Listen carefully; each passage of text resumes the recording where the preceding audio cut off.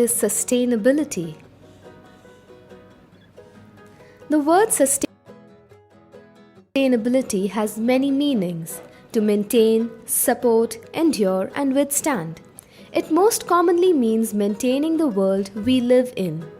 The main idea is that we must act responsibly so that the resources on the planet will be able to support many generations to come. There are a limited amount of resources on Earth which are exploited every day to produce houses, cars, computers, and pretty much everything. Sustainability means to maintain these resources forever. Our actions have a deep impact on the environment and we need to protect it for the future generations. If you want to figure out if something is sustainable, you should ask yourself the question, can I do this forever? Let's take a look at the product plastic to understand this better.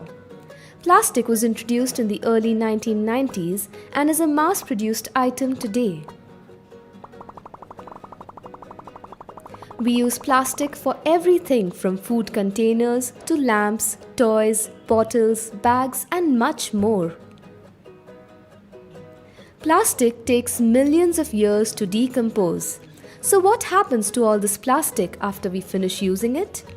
We end up with a large amount of plastic that is just taking up space on Earth. So now if we ask, can I do this forever? The answer is no. Plastic is just one example of unsustainable consumption. Here are a few ways your actions can contribute to sustainability. Lifestyle. Your lifestyle is your choice and you can change it. Always carry your own cloth bag when you go to the grocery store. Avoid plastic bags. Fixing. If your watch, toy or camera is broken, don't just buy a new one. Try fixing it. Recycle. Be conscious about the things around you. Maybe you can reuse some of them. Needs versus wants. Before you buy something, ask yourself the question, do I need it or do I want it? Remember, sustainability begins with you. So act locally and think globally.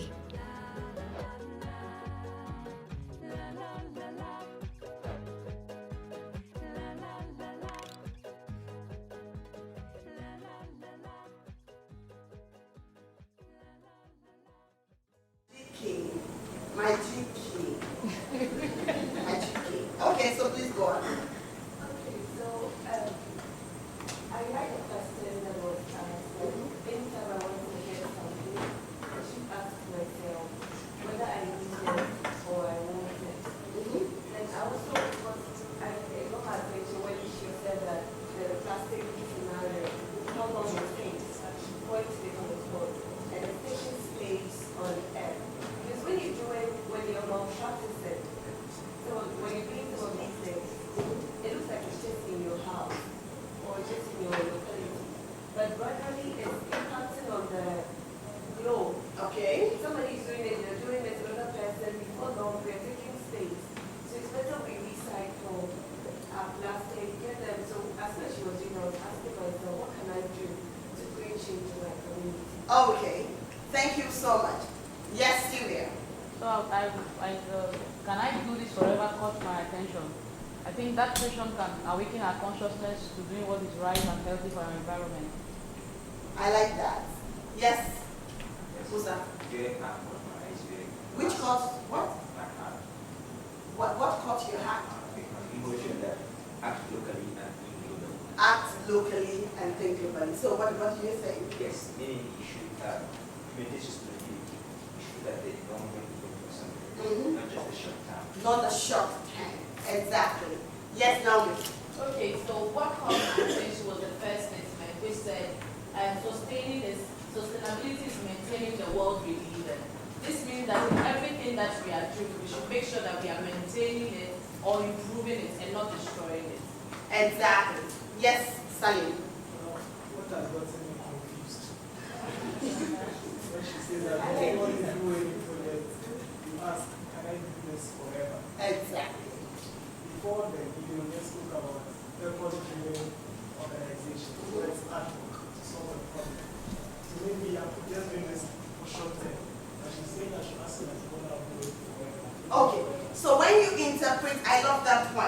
and it's very critical.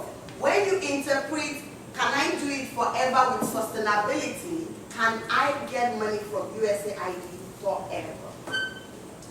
For example, can I ride on someone else's legitimacy forever? Can I be an executive director forever?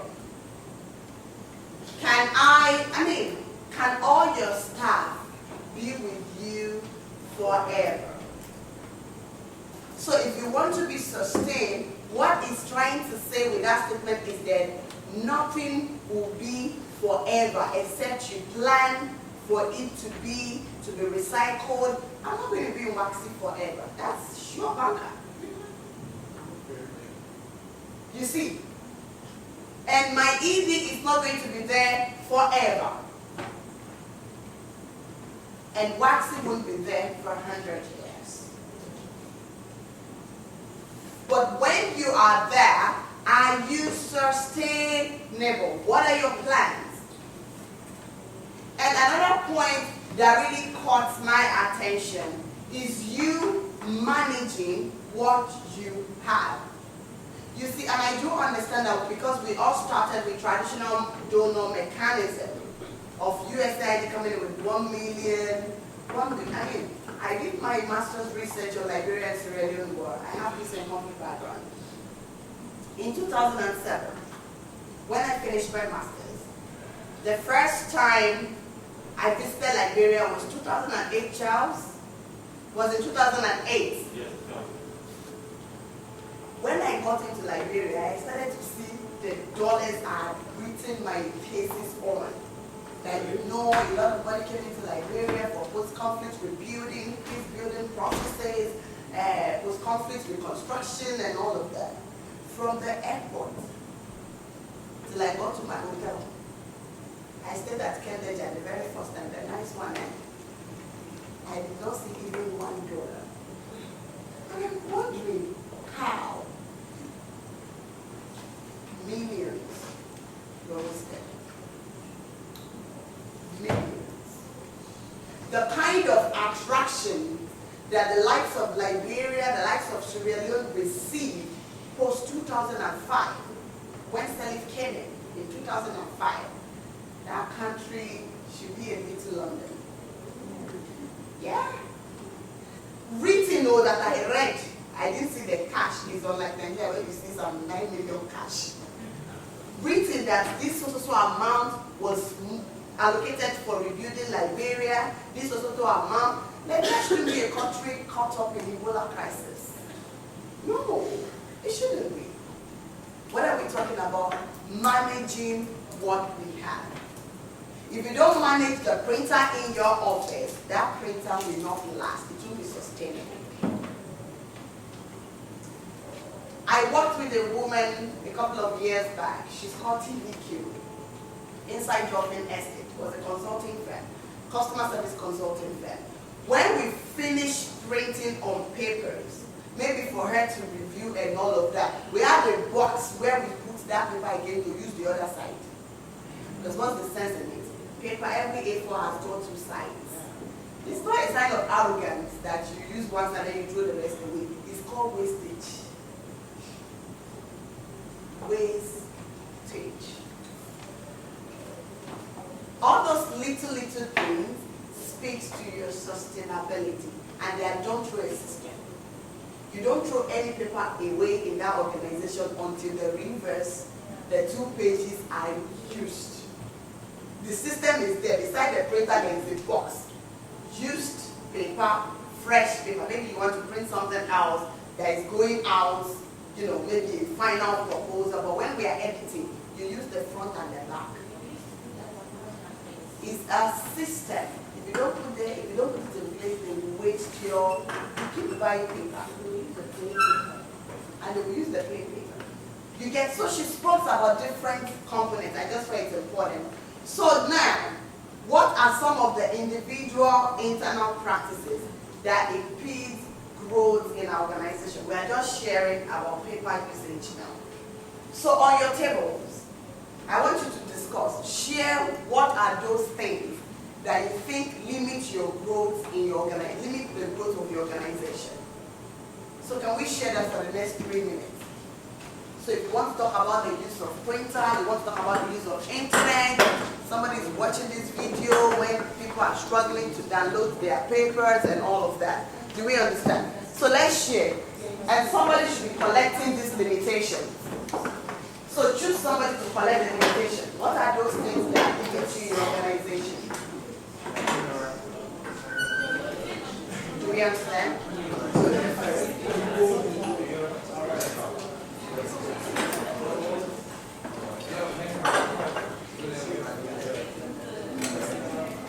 The things that threaten your sustainability.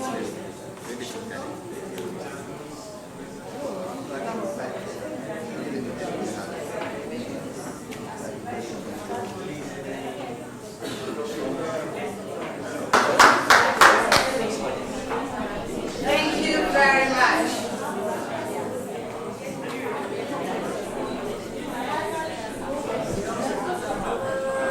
All right, can we stop now? Can we stop now? Okay, thank you so much, Belle. Belle, Naomi, and Jamie, can we stop talking now and customs?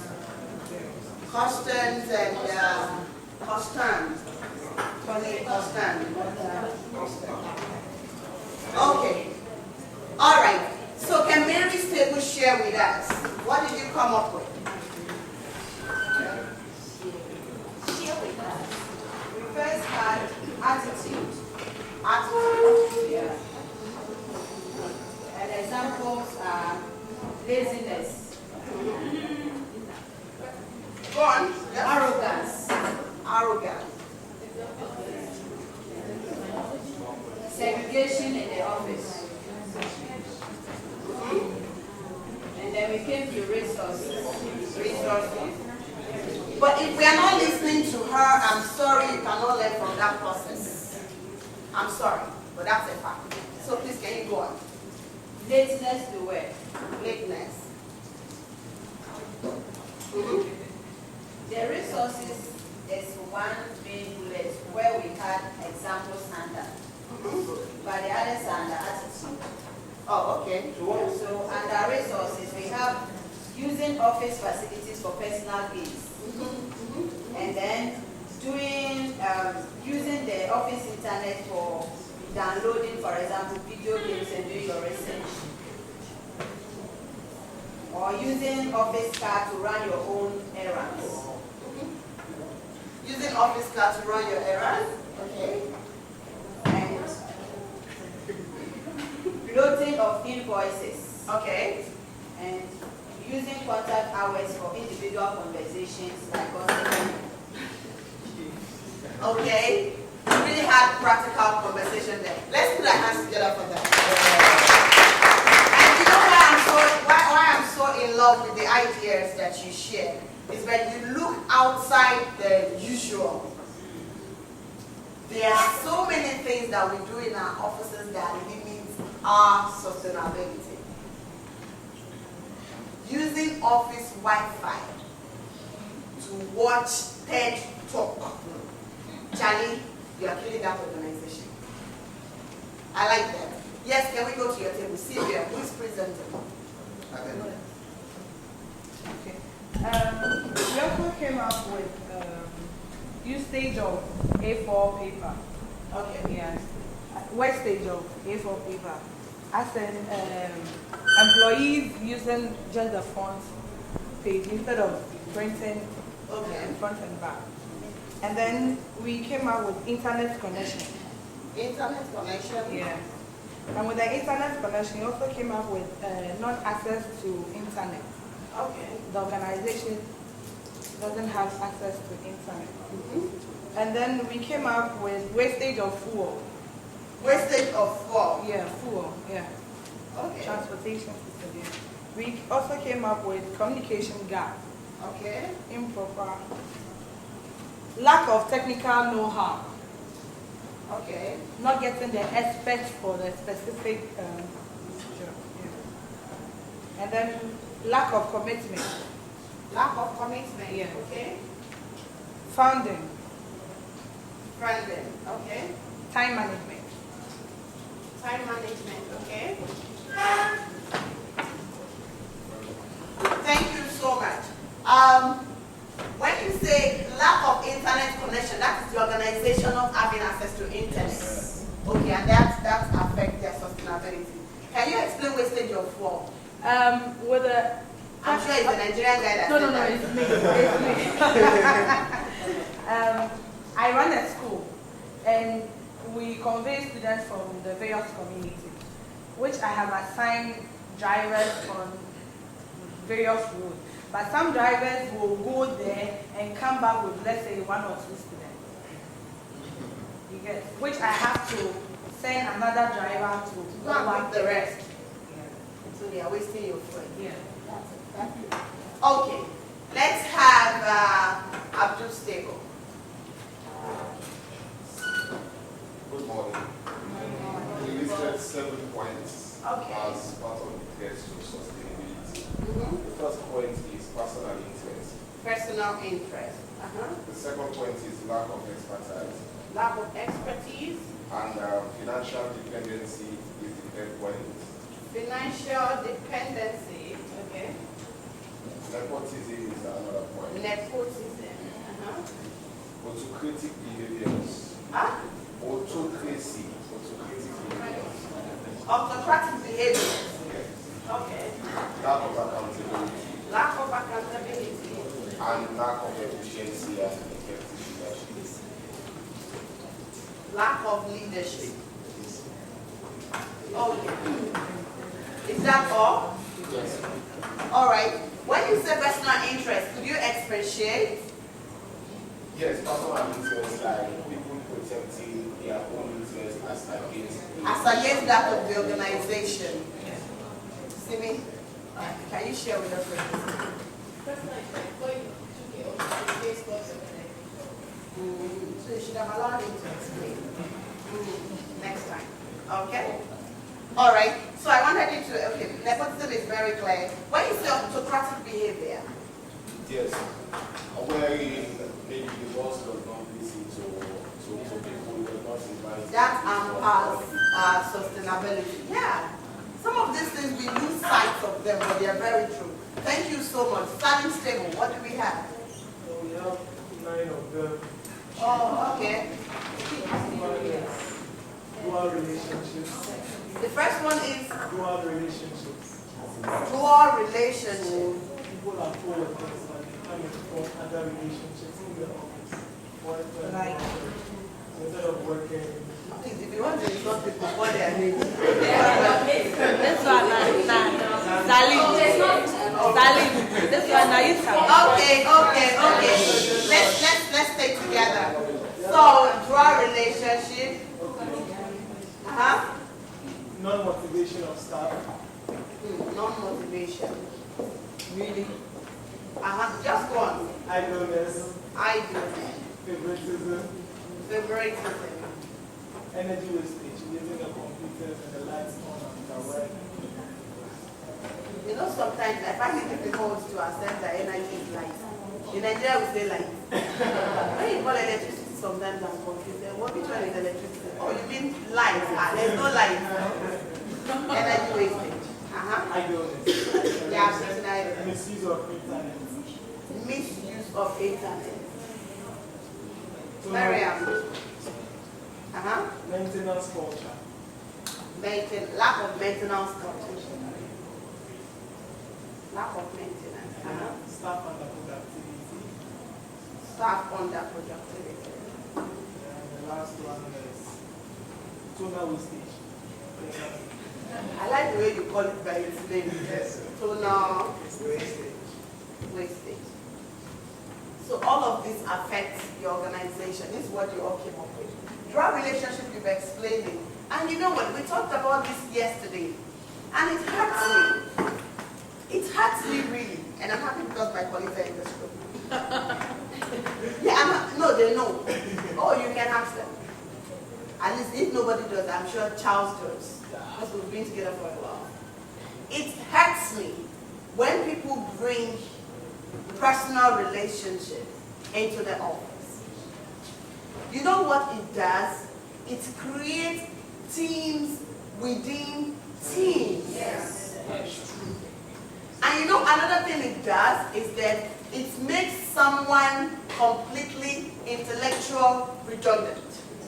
So because I'm in your team, when you say something in a meeting, I automatically say, as Daniel said. That's really terrible. So my worry is your own brain. What is your own brain saying? And then you realize that they are influenced by the relationship and the friendship that they have. So when everybody is against Jamie because she has made a very terrible point or action, this person can't disagree. So she's looking for every other thing to say, but you know, it happened also like 3 years ago, we did not do that, because you are unduly attached. And I know relationships are very dear to my heart. And I know how these relationships could be, especially when it involves 1 or 2 pecks and kisses here and there. Those ones could be very terrible and dangerous. And I'm not, but you have to be sincere. This is the truth. When you start having camps within camps, people can oppose you. So when they see you have done something terrible to the organization, they have to cover it, and that organization can drown one day because 1 or 2 people are protecting their relationship to cover something up. So it's an important point. It may not sound like funding or legitimacy or credibility and all of that, but it's very, very important. We do something in WAXA we call organizational health check. Headache is not a big deal, but perpetual headache can kill you. Oh, don't let them say, oh, but it's not cancer. Oh, just ordinary headache. If you have it today, tomorrow, next tomorrow you won't have head again, because the head would have been gone. So don't underplay them that, oh, this is not a big sustainability issue. We are talking about funding. Hey, talk also about relationship with it. So it's a very interesting point. Thank you for sharing it, Salim's table. So can we go to Simi's table? I think the others, toners, internet, all of them are very clear, right? All right, Simi. So we have the first one as cheap labor. Cheap labor. Could that be non-motivation? No. It's different. Okay, cheap labor. Cheap labor. And then we have a wrong usage of technology. Okay. And then we have total mistake and wrong usage of printers. Technology. Okay. And then apart from the total mistake, we also have wrong usage of printers. Okay. And then we have, instead of using dispensers, we use the bottled water, sachet water. And we have lack of retraining of staff. Lack of training. Of staff. Okay. That's all? Yeah. Okay, that's interesting. People have said some of the things. Okay. Okay, this is fine. So I want you to explain the cheap labor. So normally some management will hire like a secretary, and when they come, they send the secretary to be marketers and all that. So the output becomes very low. Okay, so that affects their sustainability.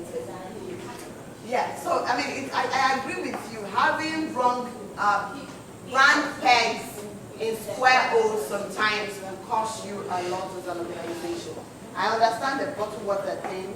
So you want us to explain the tech? That is So different. we explain that instead of using technology to optimize our meetings, we always expect people to be on the field while they can use technology like Skype meetings and everything. Okay, I get what you mean. Yeah, okay, yeah, that's fine, that's clear. Okay, yes, Fatumata. And I think for us to have also sustainability, we have to endeavor to put the right people in the right place. Yeah. Sometimes can be good at one thing, but not good at another. Are there other things? Okay, that's very correct. That's important. And All we right. have exceeding our lunch period. Exceeding our lunch Exceeding, okay, so everybody seems to have 1 hour. And then Linda, can you share with us? No, sure, we're No, interested. she wants to. She couldn't see the toner usage was, so she was asking where it was. Whether it was toner. Yeah. They should have asked. It's a lot easier when you ask me, then we are not distracted. All right, Evans. Okay. We have 8 items. One of the things that we listed here was use of misuse of internet facilities. Misuse of internet facilities. Yes, one. Then the second one is poor policies and procedures. Poor policy and procedures. Yes. Then the third one is poor leadership. The Poor fourth- leadership. Okay. The fourth one is mismanagement of funds. Okay. The fifth is financial constraints. Okay. The sixth is lack of clear vision. Then the seventh is conflict of interest, and 8 time management. Conflict of interest. Can you explain conflict of interest? We talked about it yesterday. What we mean by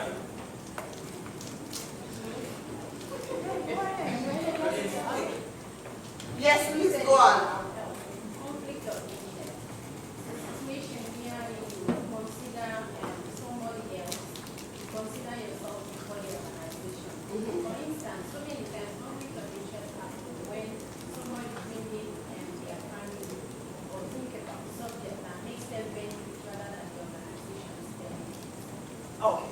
So when you have to bend the rule for something or for someone because of whatever relationship or attachment, that's conflict of interest. Yeah, it happens there. So I think we did a fantastic job. Did I miss any table? Let's put our hands together fast. Okay. So over-reliance on donors and changing aid dynamics is one of the challenges that we are facing in organizational sustainability, civil society sustainability these days. Yes. Most of us, and I mean including WAXI, my organization, we have relied on donors for a very long time. And indeed, we got some very good money. Very good money. But all of a sudden, the income changed. So we have to look for other ways. Limited utilization of ICT potentials, and you guys talked about it. If you're an advocacy organization, I want you to hone your skills on social media, to reach out, to collect ideas, get that intent to be on Facebook all the time, pushing out your ideas and getting feedback from Twitter and all of that. If you are to hold different meetings, to do consultation meetings to get ideas, you spend a lot of money. So there are so many ways in which we can use IT these days, and little to nothing in terms of the charges. We can do that. Limited communication about impact and result of our projects. That's another one. Some of us, we are doing excellent work within a particular locality, somewhere in Lagos or somewhere in Banga or somewhere in Kono. But nobody knows what you're doing. So when they are listing organization working in that area, they don't list you. They are checkmating you out of sustainability gradually.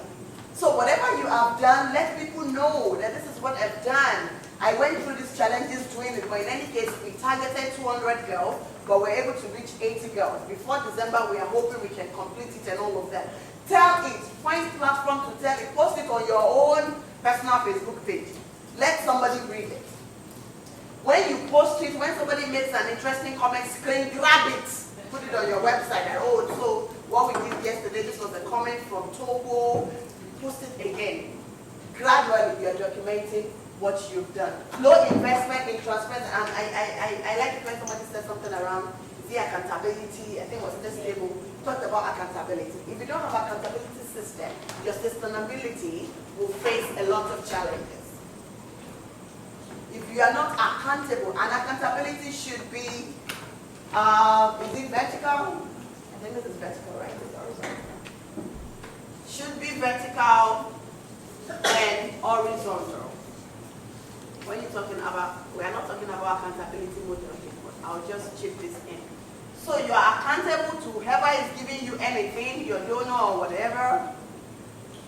You are accountable, or your consulting firm or whatever whatever, or to government if you have to present your tax, depending on whether you're working on social entrepreneur or whatever. Here, you are accountable to the people benefiting from what you're doing, beneficiaries. So you are accountable to up, you are accountable to down. If you are put out that you're going to reach 100 girls, if you are reaching 30 because of Ebola, they need to know that we are still coming to you, but because of these challenges, this is why we have only covered Kumasi, but very soon we'll be in Accra. We know our mission is to reach 4 regions and things like that. You are accountable to your peers. And when I say your peers, the people working within your domain, that, oh, we have also done this and all of that. And you are accountable to people, your peers, but they don't work in your domain, but they could latch on what you're doing. So for example, if you're working on girls' education, in terms of peer, your fellow organization working on girls' education or education generally will be on this side. But somebody that is working on maternal mortality will be on this side. So you want to ask yourself, what is the connection? Girls that are pregnant can continue their education for a while, you know. So there's always connection. So if you do your stakeholder, I don't want to talk about that until Thursday. When you do your stakeholder mapping, you will know who fits here, who fits here, who fits here, and who fits. And you can review it every month. Put it in your tiny conference room. You see? That's very easy to be done. To challenge and maintain competent human resources, technology know-how. Some of you mentioned it. Having right people in right places. Some of you mentioned it. If you don't, if you just, every cousin they bring to you, say, oh, if you remember Sister Dorcas.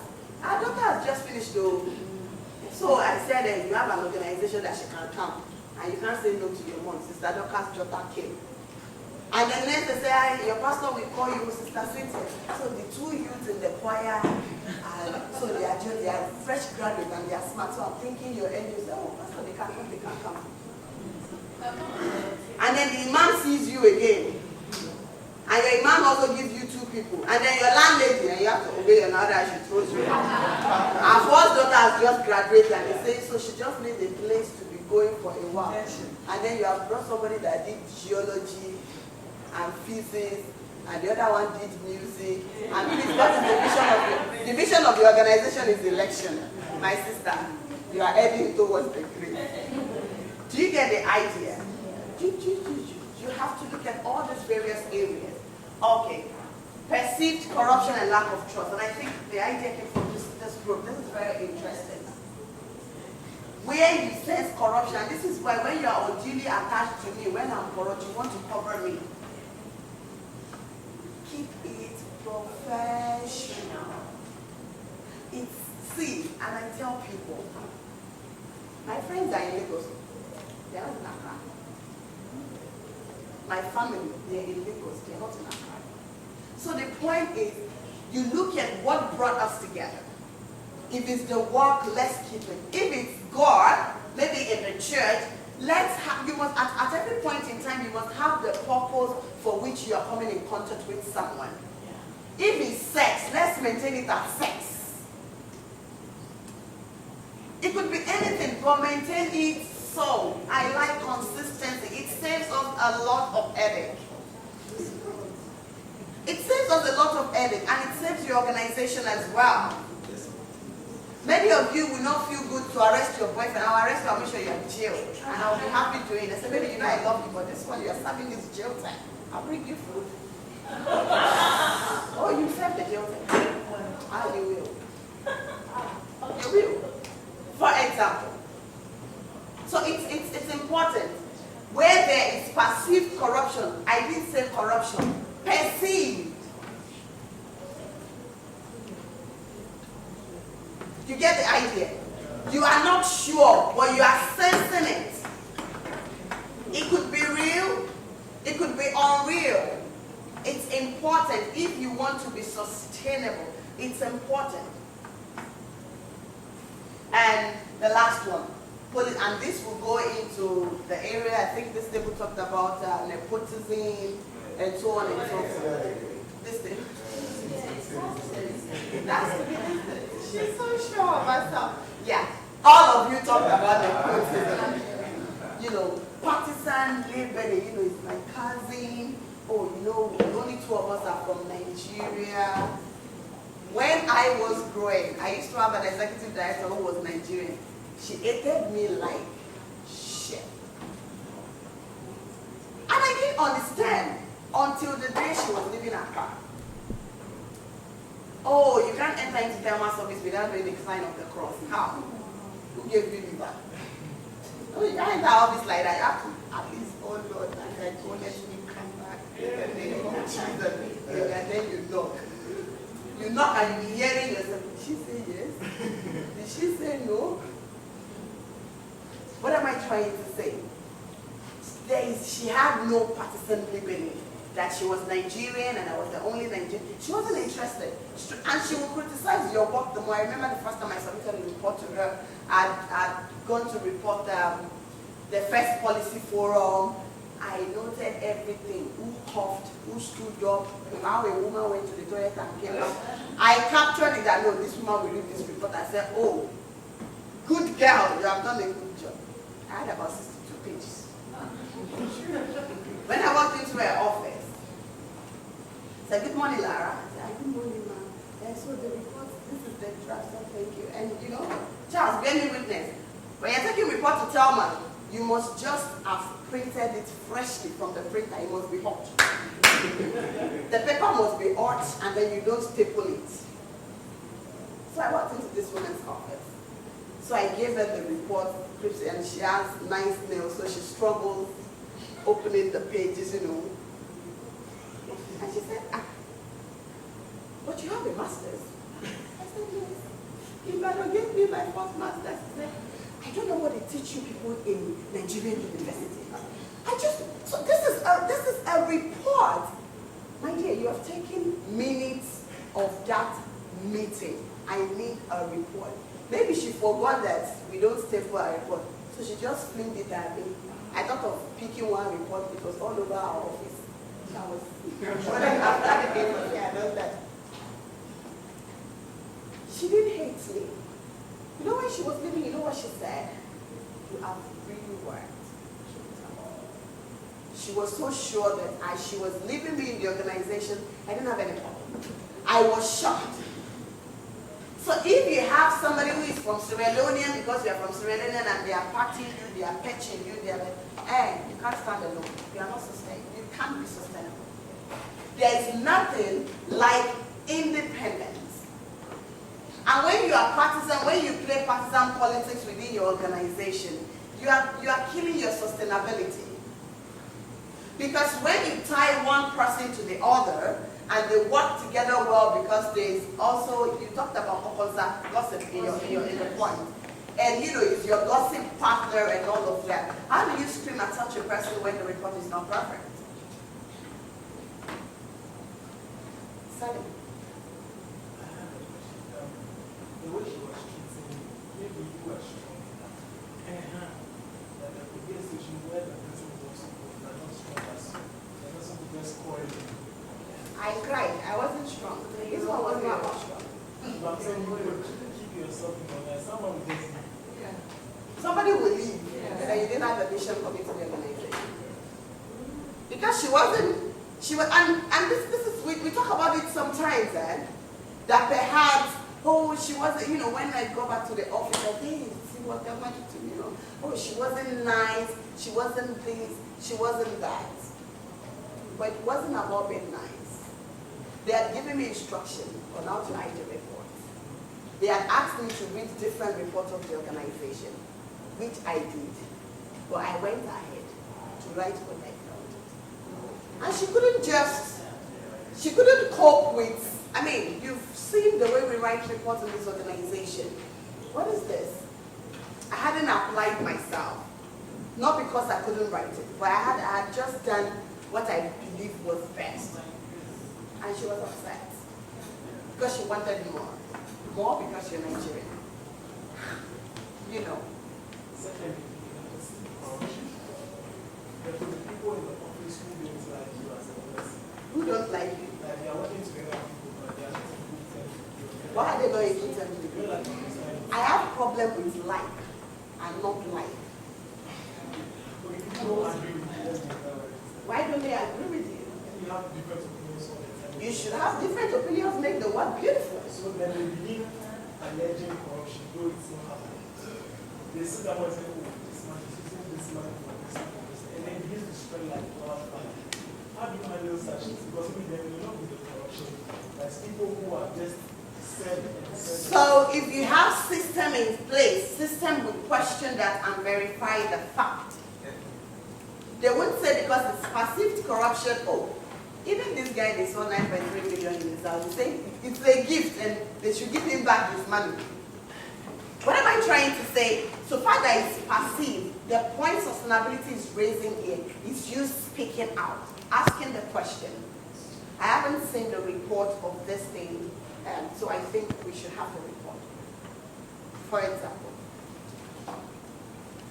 do we get it? So it's you, when you see something that looks green, it's not pure green. Can you, and that's why we talk about openness within an organization. Can we speak about it? Can we say it out?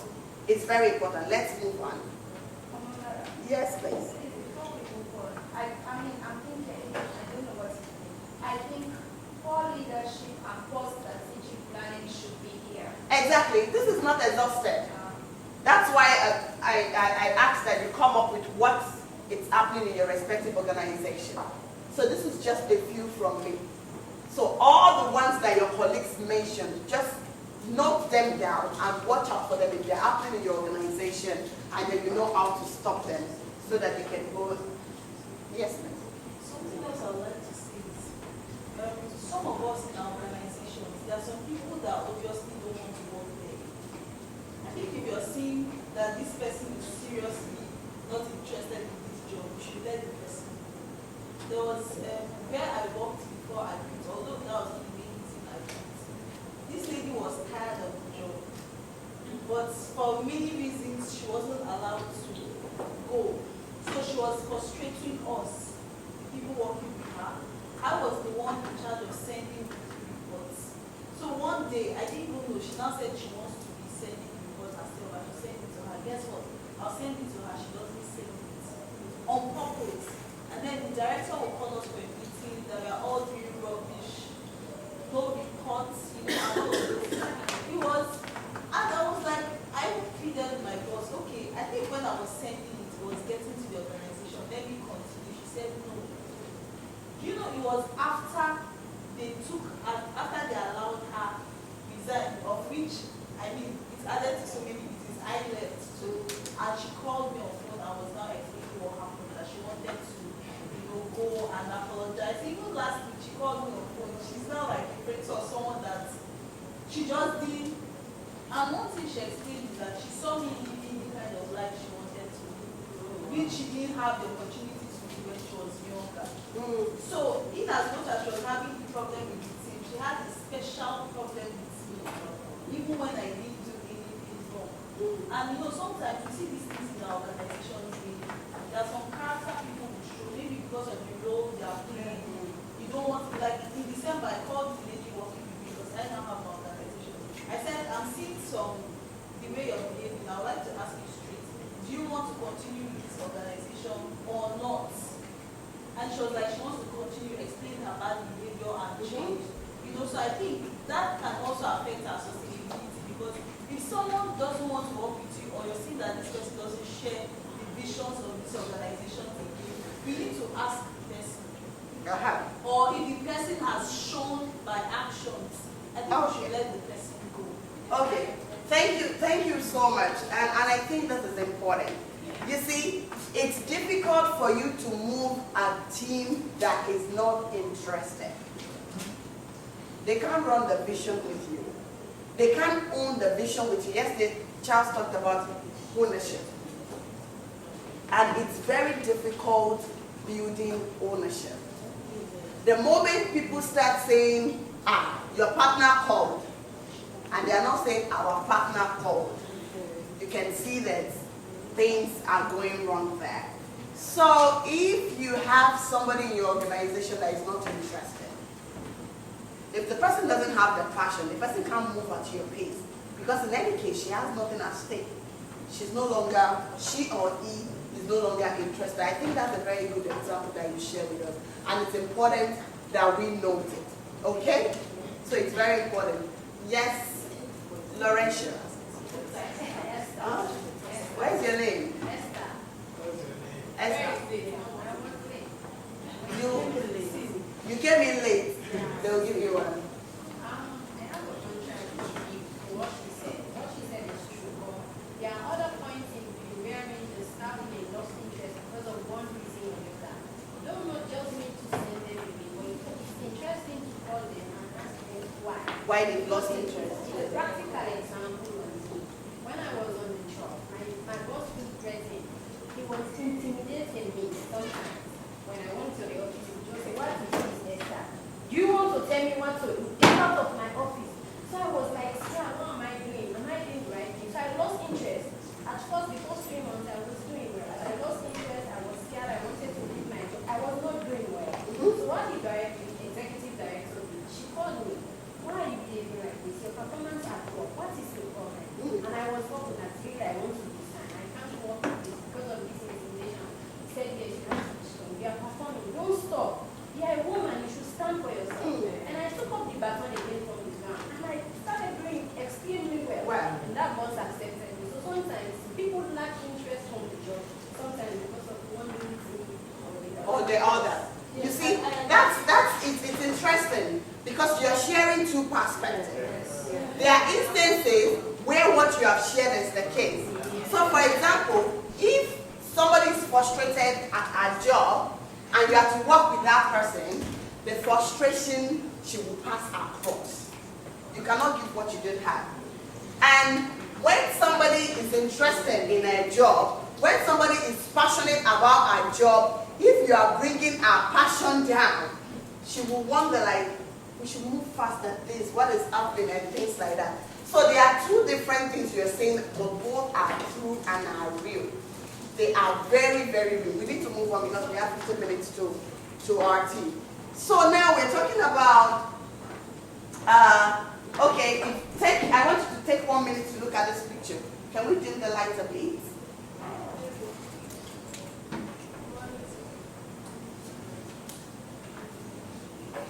Can you see that?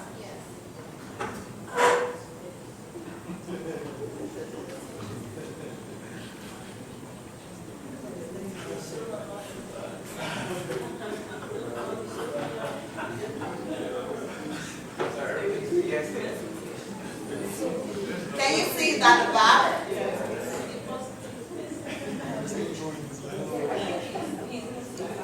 There is no noise.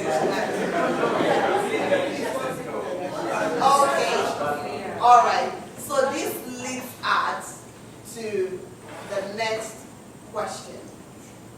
What is the best approach to organizational sustainability? How can we ensure, what approach, what mechanism or framework can we put in place to ensure that our organization is on the path to sustainability? You know, we agreed earlier on that it's not an event. We can't go to the market and say, please, I want to buy sustainability for my organization. Okay? And you can't call a consultant and say, hey, so teach us that sustainability. We want it. It is a process. It is something that should be planned.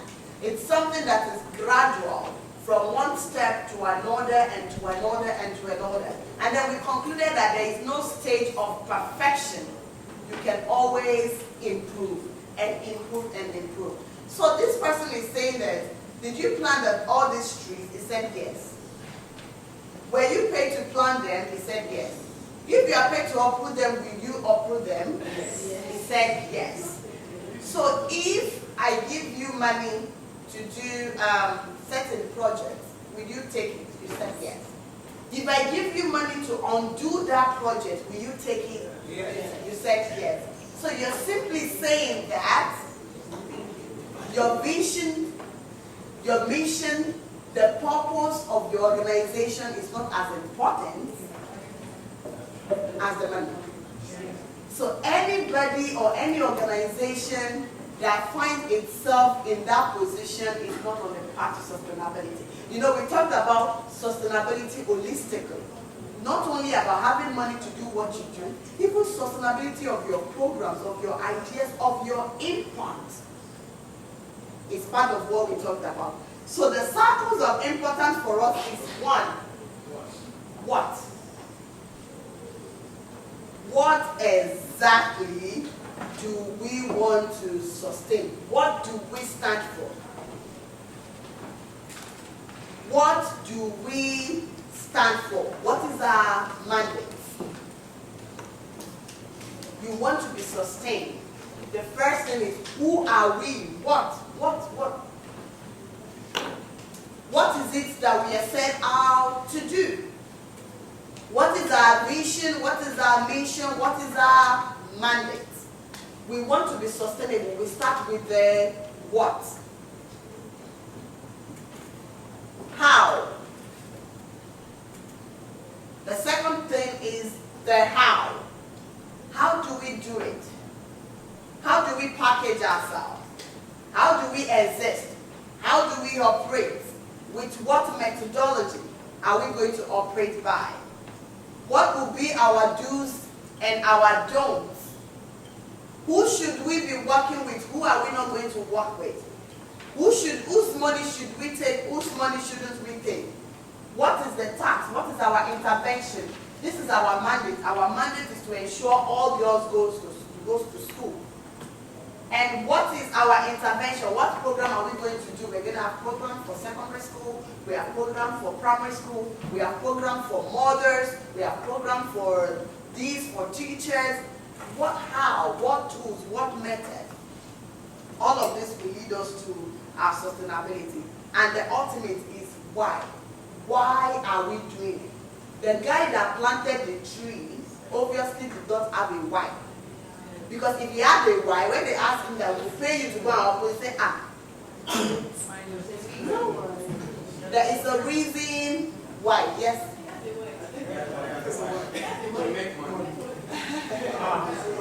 I like the way you are. You should be writing script. Hollywood will buy from you. What exactly are you responding to? If your purpose is not rooted in a concern, you can trade it anytime. Are we tired? That no is tired of itself. Are we tired? No. Oh, great. I mean, we're going to break in a few minutes, but let's just run through this. So what is your concern? What exactly? What moves you? What motivates you? Like you rightly said, Benga, that guy is just moved by money. So far, you pay me to uproot it. So if you pay me to go and bring those girls back from school, those girls have allowed them to, yeah, I will just say, hey, I brought you to this school, brother, so you enjoy my program, then I will bring you out. So it's driven by something outside his purpose, outside the mission and vision of its organization. So you know, for that kind of person, it can be sustainable because it dances wherever the waves, goes and which is wrong. Concern, what moves you? What makes your heart beat? Some people, I mean, for someone like me, I just can't stand injustice.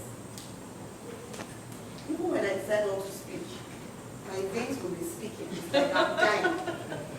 No, why is the truth? Yeah. It's like I'm dying. Like how? It's not possible. How can you do it? And the same thing in my church. I can't close my eyes to it. I've tried. It doesn't work. There are times I just try to be a quiet person and like, okay, I'll just let this pass. When you're about to let it, but come, are you alright? I can't. And there are people like that, they can't just stand kids suffering. They can't. It's out of passion. And when we start talking about advocacy, you understand what drives advocates. You think they are crazy. Yeah. When I was watching Anas's documentary yesterday, I thought the guy is mad. Like he would be killed 1 minute in Nigeria. But he said he's not going to give up. It's crazy passion. Crazy passion. And that's exactly what we're talking about. Something must move you. If nothing moves you, you cannot have an achievable goal. What, how, and why? Are they of equal measures, or one should supersede they go hand in hand.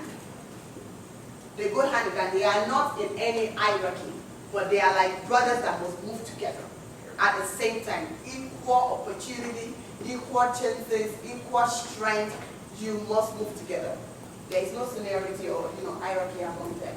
Okay. So what we are saying is that the why is the inner circles. There's something. I mean, how many of us have peace and conflict background here?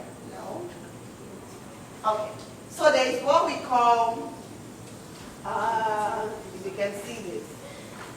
You have, I think we have, this is needs, this is wants, this is desire. I'm not sure I can remember. Most often than not, what you need daily is, let's take clothes for example. You don't want to go naked. So your need is not to go naked, it's to wear something. Your want is for you to wear Gucci. You want to wear Gucci, I mean, you really like Gucci shirts or Gucci shoes and all of that. But really, the main important thing is for you to clothe your body. That's exactly what we're saying. So this is what is extremely important, but this cannot stand alone, because how do you get this? And for what reason are you getting it? It's important. Let's do a very quick exercise. So can we share the book? Do we have the book here? The book. Yes. So we're going to share the book, and I want us to look at page. Should we go to break? Yes. Yes.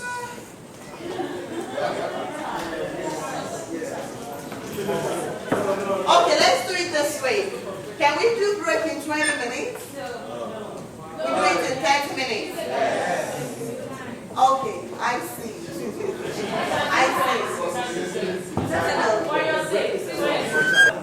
All right, I'll see you exactly at 11 o'clock. Okay, let's go on break. So let's get the book ready and everybody's leaving. You understand?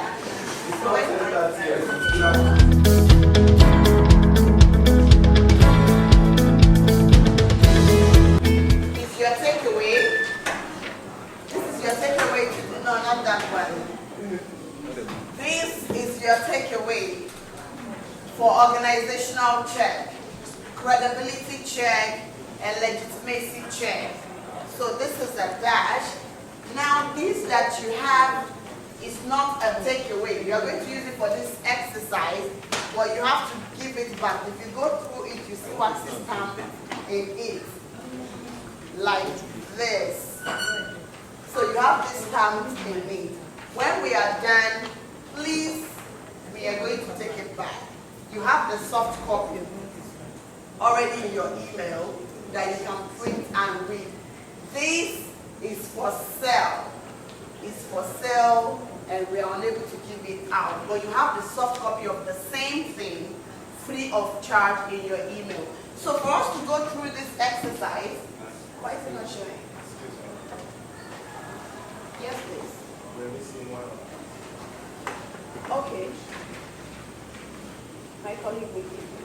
There's an extra one.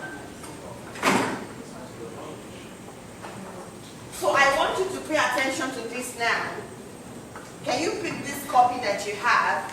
You have 10 minutes to read it and to answer this question. So this book is called Civil Society Sustainability in Ghana. Question number 1. What are the 4 key dimensions of civil society sustainability? It's in this book. Question number 2. What are the 4 states of civil society sustainability in Ghana? It's in this book. Question number 3. What were some of the challenges encountered by CSOs in their drive towards sustainability?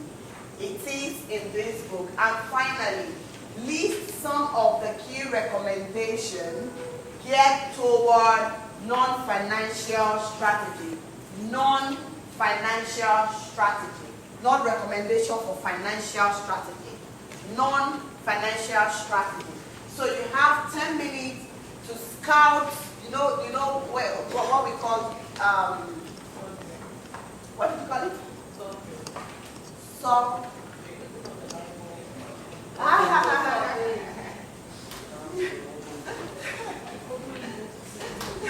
Okay, it's an open book exam. So you just have to glean through it, to look at it by when you have to pay attention to the table of content to really see where to look at. So you have 10 minutes to do that on your table. So you may want to divide the assignment between and among yourself, but you have 10 minutes. Oh, what happened? 4 key dimensions. What do we have? Yes, the 4 keys we have financial, intervention, pardon? Operational, and identity. Who has extra? Maybe in your own skim reading, you found half to make it 4.5 or 5. Who has the 6 points? Do we all agree? Yes. Okay, can we put our hands together for that? Yeah.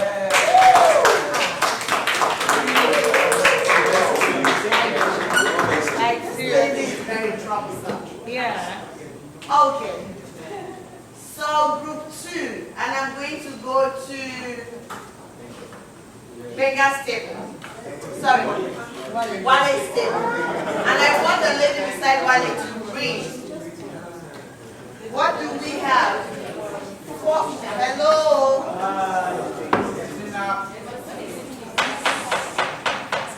The 4 states of 4 states of civil society sustainability in Ghana are financial sustainability, financial sustainability, sustainability. intervention sustainability. Why don't you just listen to her? First, a sign of respect to the person speaking and for ourselves as well, because your turn shall come. Pardon? First, financial sustainability. Second, intervention sustainability. Intervention. Yes. Third, Operational sustainability. operational. And the last, identity sustainability. Identity. Is this correct? Yes. Is this correct? Yes. Is this correct? Yes. So, Stella. Because we're talking about the condition of different things. So there are some particular scores which she has around that. So it's not just about stating advances, but each one has a score. So that's the state. So I say financial stability is in this condition. Okay, so what do you have? Share with us. Not sustainable. Financial sustainability is 2.4. That's detailed. I see. That's very detailed. That's very detailed. I understand. Okay. So can we go to the challenges? And I want Mercy's table to give us 4 challenges, and Mary's table will give us another 4 challenges.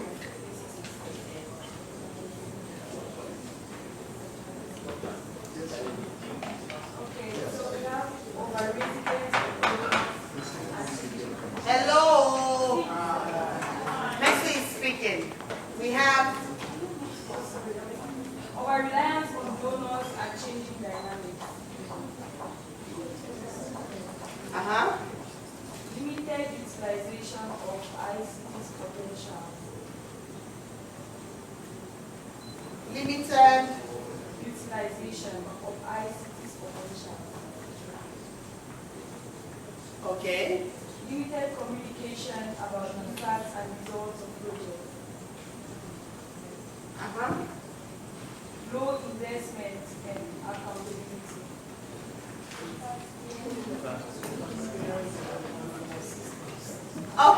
continue from that place? Challenges. Through investment in transparent and accountable systems. Challenge of maintaining competent human resource.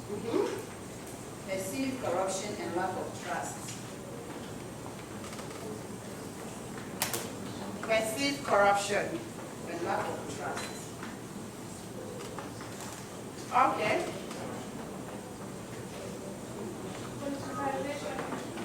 Who has another one? Politicization. Who has another one? Lack of diversity. Lack of diversity. When we say lack of diversity, what do we mean? Yes, Naomi. It means that once, because they are over-reliant on the donors have specific things that you're supposed to use their funding. So it's very difficult for them to divest their money to do other social challenging stuff. Exactly. That's what. Any other person that have an explanation for lack of diversity? That's really the main one. Any other challenges that you've identified? Partisan labeling. We talked about that.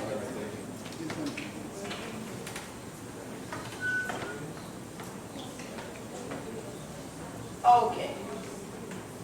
All right. So the last but not the least, we have. If I may, I think with the number 2, just a little correction. I think the state of society, if you go to page 62, it will explain to you there are 4 different types. The strivers, survivors, That's the next thrivers, one. and sustainable. The next one. That's the next one. Oh, okay. Okay, somebody was explaining the diversity.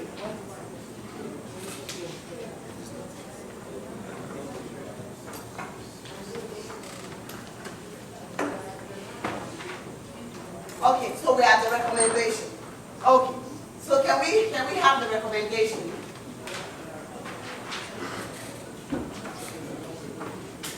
Very stable.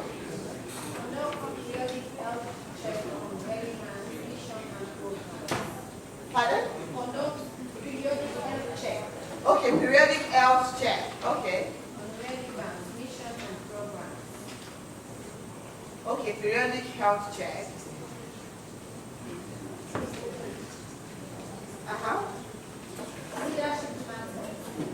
Leadership.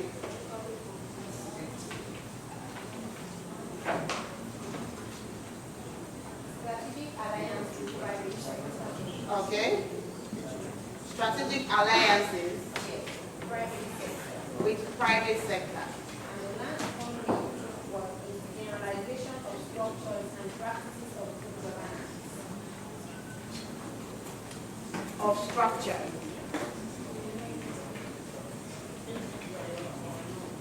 We also have enhancing influential power.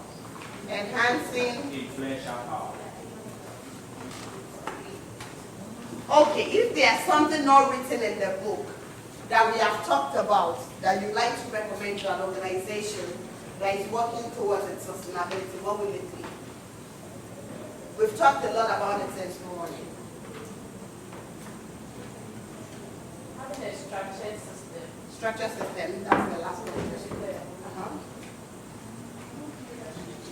We've talked about it. I had something. Effective. We've talked about it. We have leadership here. Also on diversification, because sometimes when the organizations are too rigid, the programs on which they were working can go out of fashion. And then since that program has gone out of fashion, they can shut down because they were not, diversity was not given to the order of the day. Yeah, that's another one. That's another area. M&E system. Good M&E system. It's part of system. Well, I prefer M&E to stand with M&E system. Yes? Yes, I would like to add to instead of financial resources, I would like to add that other resources that not only financial, Okay, other resources. management of other resources as well. Other resources. The management. Okay. The printer and co. Yes. Okay. There's another point we have talked about. Bigger. Capacity building. You can see we are going beyond the book now. Okay? Social entrepreneurship. They should avoid, okay, avoid raw relationships. Social entrepreneurship to generate self-funding. Social Entrepreneurship to generate self-funding. Okay, social entrepreneurship.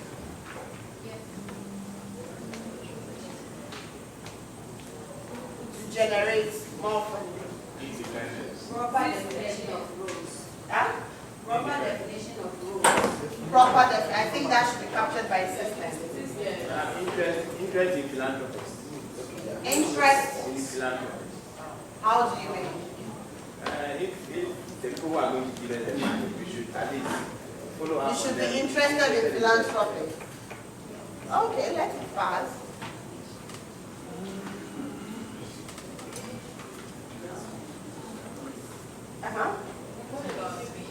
Something that just making proper use of social media. Yeah, ICT. Where can we put that? Have we? Is there? It's not there. It's not there. Okay, so let's say ICT. For visibility, not only for visibility, for your program. One more. Yeah. Commitment. Commitment, yes. Motivation of staff. Motivation of staff. Where would that be? Isn't that part of good governance? Would you? Well, I think it should stand.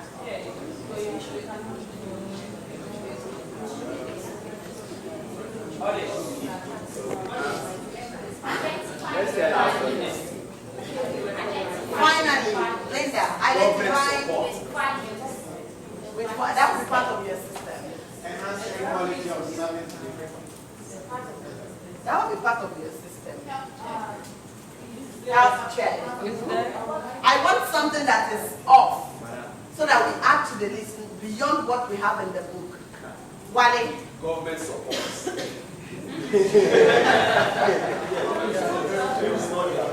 What do you mean government support? Government should support your sustainability. Yes. It has to do with political will. If the laws of the land don't permit you to do that, there's no way you can try it out. This guy is very brilliant. Can we clap? Oh yeah, clap now. They don't like me in this class. When you are walking in. But that's a very interesting point in the sense that you can have a robust, well-funded, good HR, social system, but how can such an organization thrive in a despotic regime? And government is the one that creates enabling environment for everybody. Everything I drew yesterday, where are the pictures? I thought we'll have them on the wall. So that I can make reference to them now. But you remember the thing I drew yesterday, the three sectors, private sector. Yeah. Government provides the law that guides the entire society. So if government says that for the next 3 months, I don't want anybody moving on the street, you can't advocate for anything. And if government should give the police the directive that if you see anybody carrying any placard, kill them. It means that environment, no matter how thriving and surviving your organization is, that environment is not suitable. So government support. Clap for one lady.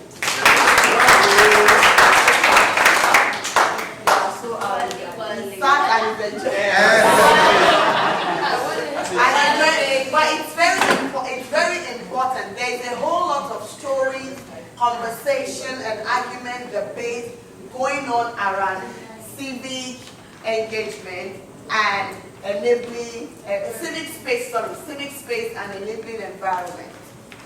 If we don't have a good legal environment to work in, then we're going to have a problem. If government comes today and say that all NGOs are collecting money from ISIS or from terrorists, or the money the NGO are bringing into the country are being used to support the opposition, so therefore, NGO that want to bring in money should not bring anything more than $10,000. It's a law. Such government has already killed you, even when you are alive. So no matter how sustainable you are, the government has already killed you. So I think that's an interesting dimension that Wale introduced. Can you pronounce your name for me? Sekwai. Oh! Okay. Sekwai. Yes, transparency and communication. Transparency and communication. We have that already. Good. Is that all? Are you sure the point is not here? I'm telling our story. When we disseminate our results and impact of our programs, I'm sure it's going to. You want us to clap for you? We are not clapping for you. That's why you're doing it. But I think it's an interesting idea. Clap for it. I think it's interesting. Okay, yes. Can you throw more light on the health check? Health check. So when you go for medical checkup, what does it mean? Health check. I'm going for a health check. I'm going for medical checkup. It's the same thing. So when you go for medical checkup as an individual, as a human being, you check everything. They give, when your result comes, it's very long. There is liver, there is color of urine, there is whether there is malaria, parasite. They ask you, I don't know, whatever, the health people, they ask you to cough and then they check something and things like that. That's exactly what we are talking about for organization. So you want to check the financial system. You want to check the leadership. You want to check the succession planning. You want to check the resource mobilization plan. You want to check the program plan. You want to check work plan, the action plan. You want to check the staff. You want to check the salaries and the remuneration. You want to check the kind of computer they are working with. Is their AC working? Are they comfortable? You want to check if their passport is valid in case you have international staff. Is their residence permit on track? You want to check The environment. the environment. You do a health check, like you are checking everything. You are asking every question that is possible. So we do it for individual, we also do it for organization. And you can do this by yourself if you have the templates to ask yourself critical questions. If you don't, you can invite a consultant to just do it for you. They meet individual, they meet you as group, they meet you as individual, and they ask critical questions to really tell the state of your health. That's why you do medical checkup, to tell the state of your health. If they see that maybe there is low sugar, what do they call it? Low blood sugar, high blood pressure, low blood pressure, middle blood pressure, high cholesterol, sugar content. You check everything. So it's the same thing with the organization. Shall we move on? Are we fine? Yes. There's one extra. Yes, sir. Constant. Jonathan. Yeah, Jonathan. Hey, no. You have another name? No, this is Jonathan. That's all you have. The other one is Brew. Is what? Brew. I'm very Jonathan. I was just asking.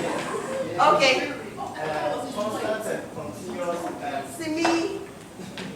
Constant and continuous interaction or contact with target group. Constant and continuous interaction with target group. I think it can stand. Constant. Are you not going to clap for me? No. Hey, clap for my name.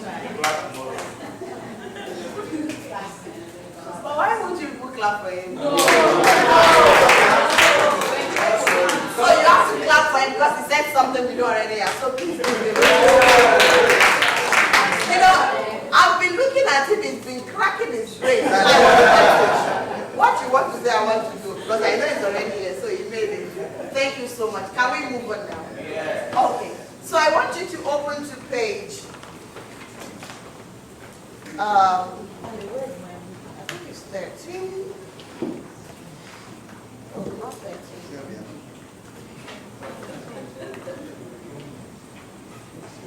Yes, page 13. 14. So I wanted you to go home with that one. Can we share it? Yeah, I'm going to take the book away, definitely. How much is it? How much is the book? You have it in your email. They're terrible. Yes, I'm collecting it back. How much? We have the how much is the book? So where were you people when I said it? My dear, please, no, why is she sharing? Please collect it. How much? Collect it back. How much is the book? How much is the book? Collect my I don't know the price. Please, have it. Okay. So you can look at the piece that we're giving you, and you can go through it so that we look at, read and understand the 4 current states of civil society in Ghana in terms of their sustainability.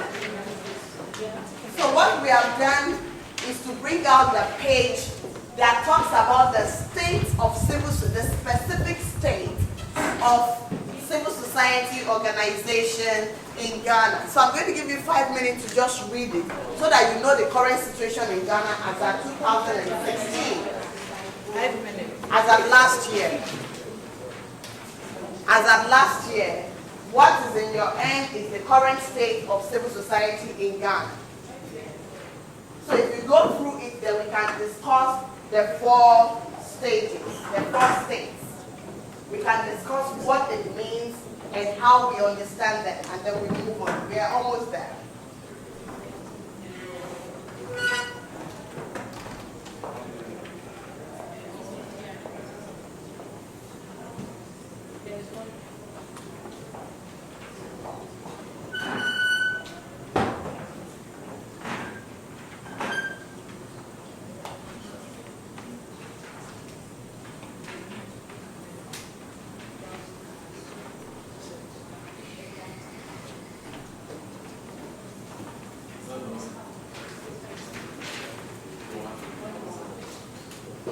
What do we have?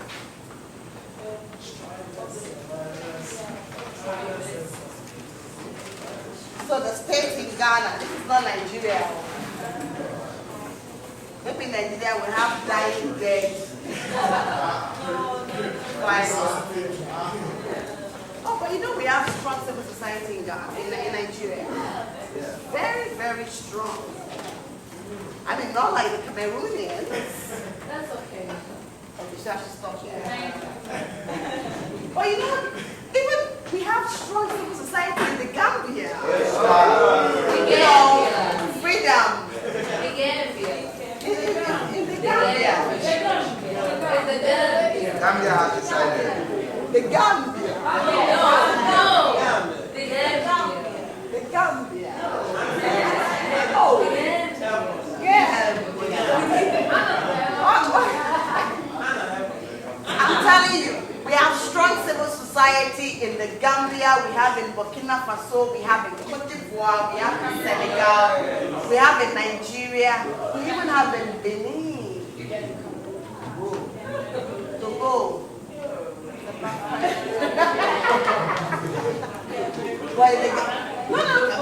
We don't have in Cameroon, we don't have in Zimbabwe, we don't have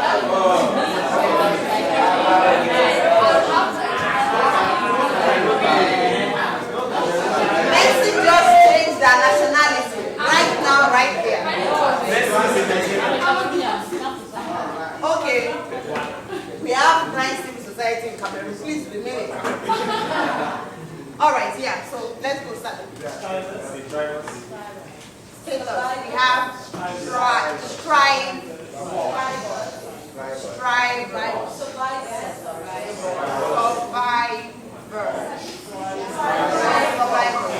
Everyone is believing. Can we have it one after the other? So Salim, you two speak English now.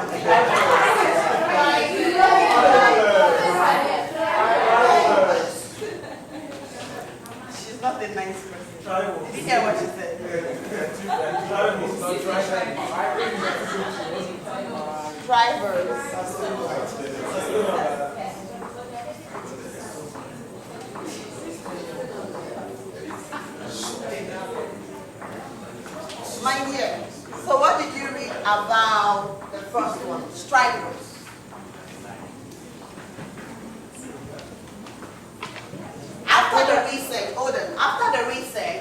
the researchers came back to say, well, we have gone around the country and we have been able to categorize all the civil society organizations in Ghana under 4 different status. They are not at the same level. Some of them are, some of them are strivers. So who are the strivers? The strivers are the ones that are in the process, like they are trying, they are weak. They are struggling, they are weak. Thank you. Any other person? They are those who are making their responses are not sustainable. Huh? Most of their responses are not sustainable. Around not sustainable, okay? I want some of them. Weak financial management. Struggling for recognition. Struggling for recognition. Face operating extreme difficult. Pardon? Faces extreme difficult. Extreme difficult. Okay, this is fine. Thank you so much. And the researcher said also that another category of civil society that we have in Ghana as of 2016 are those we call survivors. So, Anna, who are the survivors? The survivors are not too different from the strivers. Okay. They're surviving, but they're not for a long time. They're finding it difficult to get funds from different places. They find it difficult to get funding, right? Yeah. Okay. Difficult to get funding. Any other thing? And mobilize revenue. To mobilize revenue For a also. long time basis. On a long time, I like that. Any other point? Any other characteristics? Yes, Binga. They have issues with continuity and quality of program. They have Issues with continuity. issues with continuity. And quality. So they have program now, but the continuity of the program is not certain. Mhm. And even the quality of the program. Quality of their program also is problematic. They have systems, but they don't follow.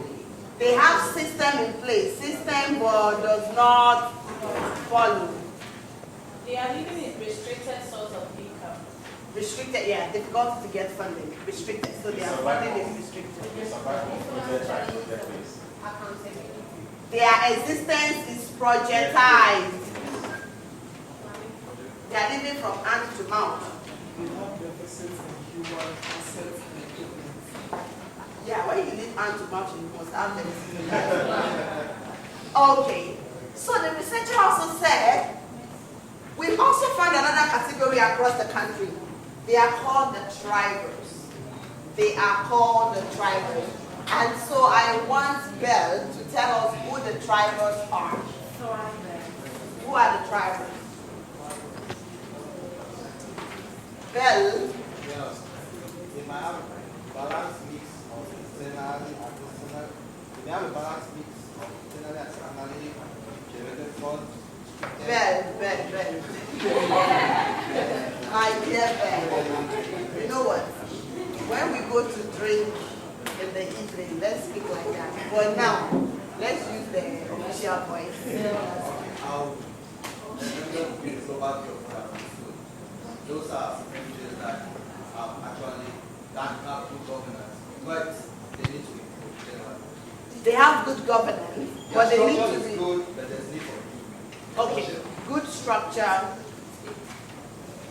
But need improvement. need improvement. Exactly. They have capacity to generate internal and external resources. Have capacity to generate funds.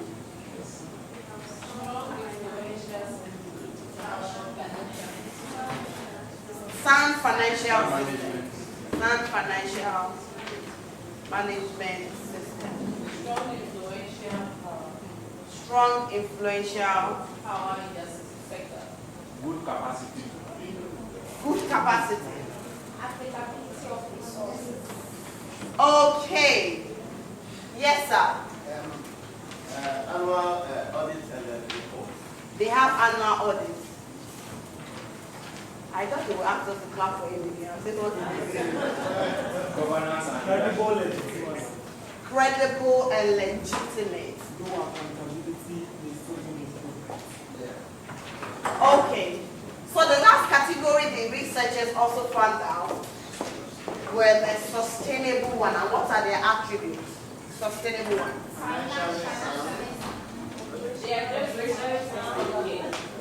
They are just okay. They have financial, operation, capacity, infrastructure, influential power, leadership, quality of service, quality service,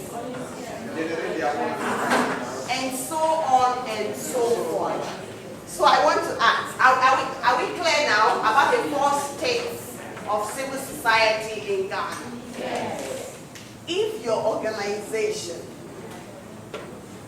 whether where you work currently or the one you set up by yourself or whatever, falls within sustainable. Can you stand up? Sustainable. She was just sitting well. If your organization falls within sustainable, please stand up. So I'm standing up for Waxy. If your organization falls within tribe, can I answer? Okay, what's your question? Yeah, I might not be working for any organization, but I know some organization that I want you to experience it. Whether you're speaking from an experience point of view. Otherwise, but there's nothing that can kill them. For example, me too, I know. Alright, if you work or you own an organization that is thriving, can you stand up? Can you stand up? Thriving. What's the name of your organization again? Okay. Okay, that's nice. What's the name of your organization? Are you standing up before you ask me? It's a university. Yeah, we can use it for universities, definitely. So is your university striving? Which university is that? Pardon? Where is that? Okay. Okay, I don't know the university. And Debbie, your organization is striving. Interesting. I thought you said you were going to stand. I got thriving. Thriving. No, Thrive. T. Anna, which organization do you work for? The Female Lawyers Association. Oh, FIDA. No, FIDA? The Female Lawyers Association. Female lawyers. It's called FLAG. Yeah, I know they should have good structure. It's like FIDA and WILDA and all that. So I do understand. They should be thriving because I know their counterpart. I actually thought you were talking about FIDA. And I know CGG. I've known CGG for like 9-10 years. I used to have a boyfriend there. I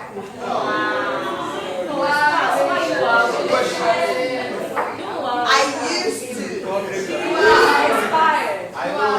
What's that? I'll give you this. Where did you get my picture? I know it.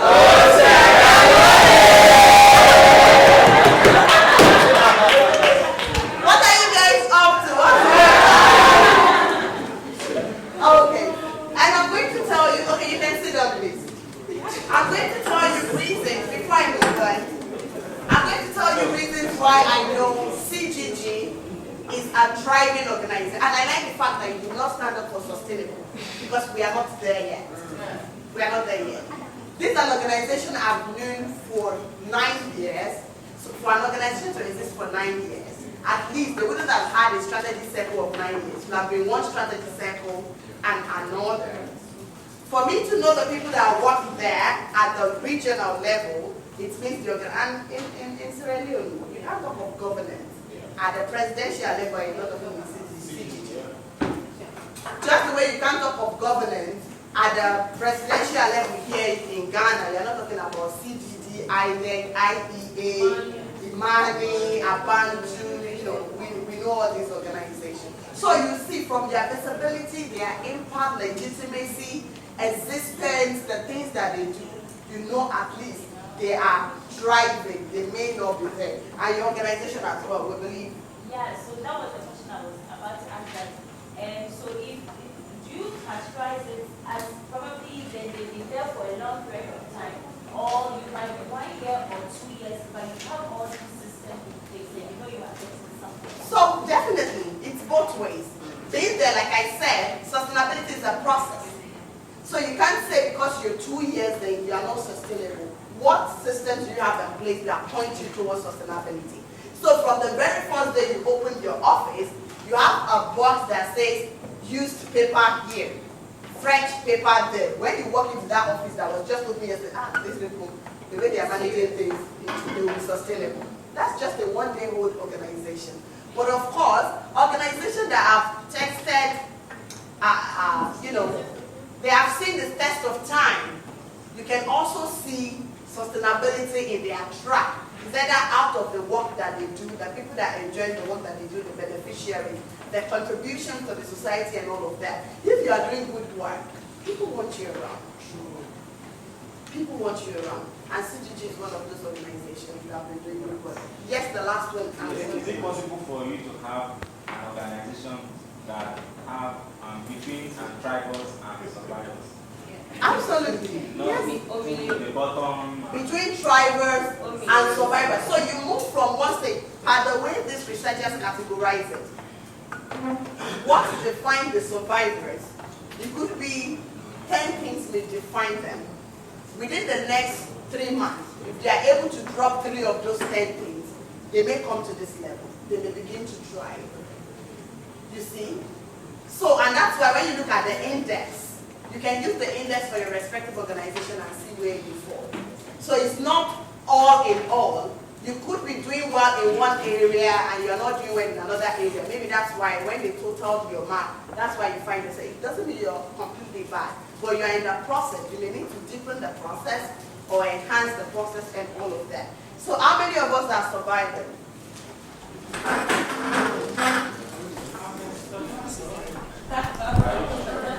How many of our organizations are surviving?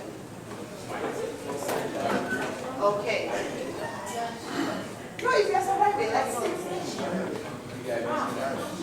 So we have organizations surviving, and these are organizations that it's difficult to get funding or mobilize funding, at least for long-term projects. My brother, if you just listen, it will be very good, okay?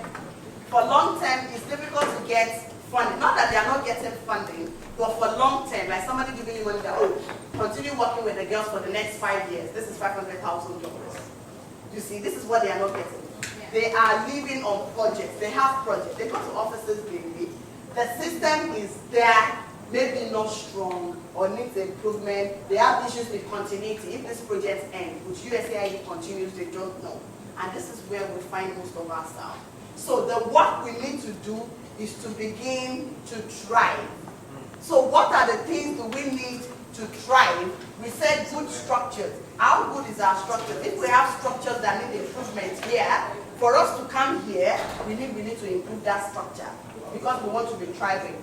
We said credible and legitimacy. Whether we have one issue with credibility, it could be because of one person, maybe former executive director that truly stole money, but now you have a good executive director, but people are still remembering what you did. You need to rebrand yourself, you know. So there are so many things you can do to come to this stage. Please sit down.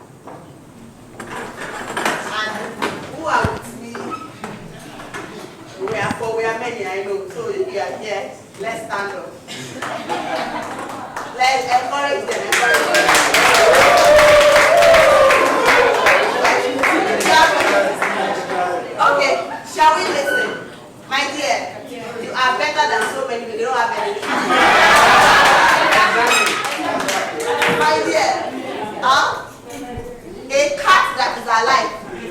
a dead lion. So you and I, we have something. You know? And it's because we have something, the passion that we have for the work will move us to the next level. And the passion for excellence will move us to the next level. And so on. So this is really the start. She said she's playing Skybox.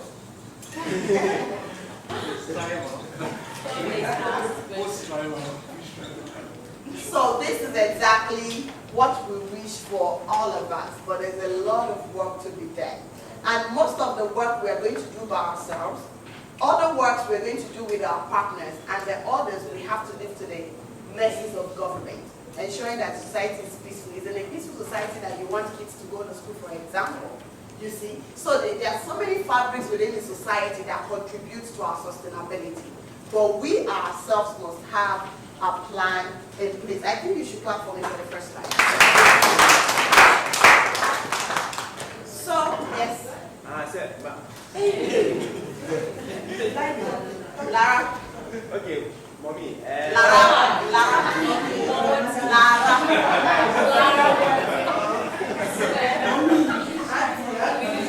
Oh, Lara. Yes, my dear. As civic leaders, Yes. should we be concerned about the civic society organization sustainability index, like the parameters like legal environment, public image, infrastructure, and those things? Should we be concerned about it, or we should limit ourselves to our localities? What do you mean limit ourselves to our locality? That's what we just discussed now. Yes. Like in Ghana, if let's say we have, I have a civil society organization, should my aim gear towards being part of that or meeting that particular parameter or index by that CSOSI? Should I aspire to also be? Absolutely. And that's exactly what we are talking about. So your question is, as a civil society organization in Ghana, should I work towards sustainability? That's simply your question. So yes, you should work towards it. You want to work towards the different area of sustainability that we have looked at, the financial intervention, operational identity. Yes, this is your core prerogative, and you have to make sure you do that. And we also talked about there are some areas you don't have direct control over in terms of laws that guide the state, for example. In terms of maybe how to operate, when to open your office, I don't know. It depends on, governments have different laws that guide their subjects and how they operate. So if there is a law that says that we don't want any civil society organization, they are causing trouble, you know. This is the law. Maybe you do a rally and in the process 2 people died. And governments now lay a ban on civil society rally. You can't change that, except you adopt other measures that we're talking about on Thursday. You see? Do you understand now? So you should be concerned about what are people saying concerning your identity. You should be concerned about your finances. You should be concerned about your program, your impact, your beneficiaries. All of this should be a thing of concern to you. It's very important. So you are simply being concerned. It's like you asking, should you be concerned about your health? After all, you can still walk, you are driving, you are eating. What has medical doctors got to do with you? Eh? And don't commit your head to the hands of the Holy Spirit. Eh? See doctors. Okay. Yeah, Mercy. Okay, so when is lunch? 1. The organizations that were identified as sustainable. Yes. Does it mean they have attained perfection or they still strive to be perfect? Okay. So when an organization is sustainable, it means all the various aspects that we mentioned exist and are up to standards. But when we talk about standards, it's humanly defined. That if you do A, B, C, and D, it means you are up to the task, if you like what I mean. But even at that, any organization that reaches sustainability today and folds its hands, that it doesn't review its M&E to even learn the latest tool for M&E that doesn't look at the financial management system and the financial, what do you call it, software. Maybe there's a new one. You reached sustainable stage last year, but this year the accountants, ACCA group have invented or developed new tools that make the financial reporting faster. But because you were sustainable yesterday, you said, oh, this is the state of utopia. I mean, we are there. Very soon, in another 3-5 years, you become obsolete and you go back to tribal. So in ideal sense, there is no organization that has reached it all because the world and things around us are evolving.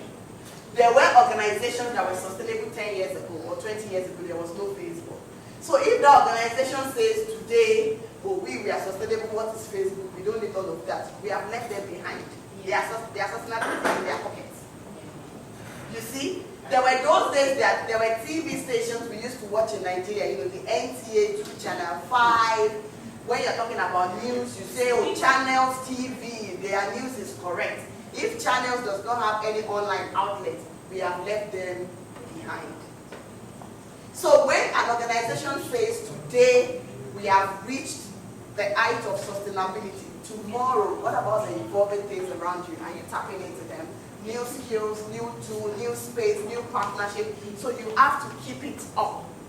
Keep it up, keep reviewing, keep improving, keep reviewing. Otherwise, you may just fall, and it's easier to fall 2 steps backward than it is to go forward. So really, nobody is truly sustainable. But when you get to this stage, maintenance, improvement, it's what we require. On that, no, you've been speaking. Custom. I have a question. Yes. Is it normal for that an organization remain striving for a long time? Is it normal? Well, yes and no.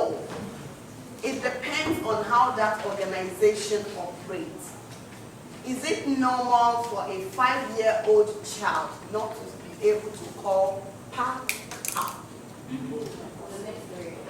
You'll be looking for where they are doing deliverance section to carry the child. Do you understand? So there are certain things a child must do at a certain age. At 1, he's probably crawling and learning how to sit and fall. 1.5, 2 is probably lifting legs and all of that and has a walker. And at 3, there is mama, there is papa, I want to eat, and things like that. At 4, you can call names, call the name of their aunties, and at 5, that's a big girl. So if you are 5 years, and by normal standard, you should be completing your first strategy cycle. As Charles advised yesterday, it's better you run a 5-year cycle. And you are still striving, you are struggling. Weak financial system after 5 years. We are not talking about perfect financial system, but weak, which means it's bacha. You get what I mean? Then you shouldn't strive for 5 years. You shouldn't strive for 10 years. You should grow. You don't have to be here in 10 years. So it goes beyond registration. Registration is just a legal requirement. There are organizations that are not formally registered, all those women's associations. When you call their name, the president knows them. That those women have. Yeah. So ideally, when like they suppose someone that wants to donate or something, when they ask you, how long has this organization been? So you should give them the time, because some organizations like mine, I started as an individual. That was like just so I can't even remember. And then last year, I now feel like cooperated. Okay. And then we did registration last year. Okay. So when do you think? So when you are asked that question, you tell them when you started. When you started is not when you registered. So WAXI was registered in 2005. The idea was conceived and sealed in 2005, but formally began implementation of operations in 2007. So when did WAXI start? 2005. 2005. So we need to move on. Yes, I'm going to, and are we together? The year of your registration is clear. It doesn't mean that was the year you conceived the idea or the year that you did your first intervention. Is that? So you've been working as an individual, And then it was like August last year that we registered and we started full-time. Exactly. So when you were working as an individual, what did you do? What were your achievements? Some projects Do like you have documents that show that you did this? You have pictures? Perfect. So even when you get to your organization, besides your registration flag that we all put in our organization, put the picture, these pictures and these programs were done in so year prior to the formal registration. So you can, it's what you have done and you have something to show for it. Beneficiaries can speak that it's true she was with us like 8 years ago, but now she has a formally registered organization. It's you. It's different from your year of registration. Yes, Fatima. I thought we should use the funcking dimension of sustainability that there is state. I mean, that we use the funcking dimension, operational, how much are you operational, so divided into states. I just want to make sure that I'm okay or not. Yes. How do we have this states? So these states, like I said, these are the states that the researchers came up with. If we do the same thing in Sierra Leone, the states may be different. Except if the same researcher now adopts this as a category, and then it can be replicated. Still, who are the strivers, who are the survivors, who are the tribals, who are sustainable. You see? If we engage a different researcher to work on Togo, for example, we can come up with even more interesting terms to define what he saw on the field. Okay? So if I were you, I can use this to measure myself. Because if you look at it, it makes sense. Yes. An organization will probably fall here, here, here, here, or there. But the details of these teams are what matters. So if you are able to mark yourself for the details, you know where you belong. But this is strictly for Ghana. The same can be used in other places. Is it questioned? I'm worried. We have to move on. It's not a question. It's what? A comment. So can we let's share that comment later? No. I didn't say you should share it. We need to move on. Sorry. Let's share it later. So I want us to do this exercise because I'm looking at the time, and I need 4 groups. So I'm going to maintain. I'll maintain that group. I'll maintain this group. I'll maintain this group. No, sorry, I'm not maintaining this group. So I'm maintaining this group, that group, and this group. Thank you very much. Thank you. Okay, and this group. Okay, so it means we have 2 groups in between, and I just want us to do 1, 2, 3, 4, 1, 2, 3, 4, so that we can join them. So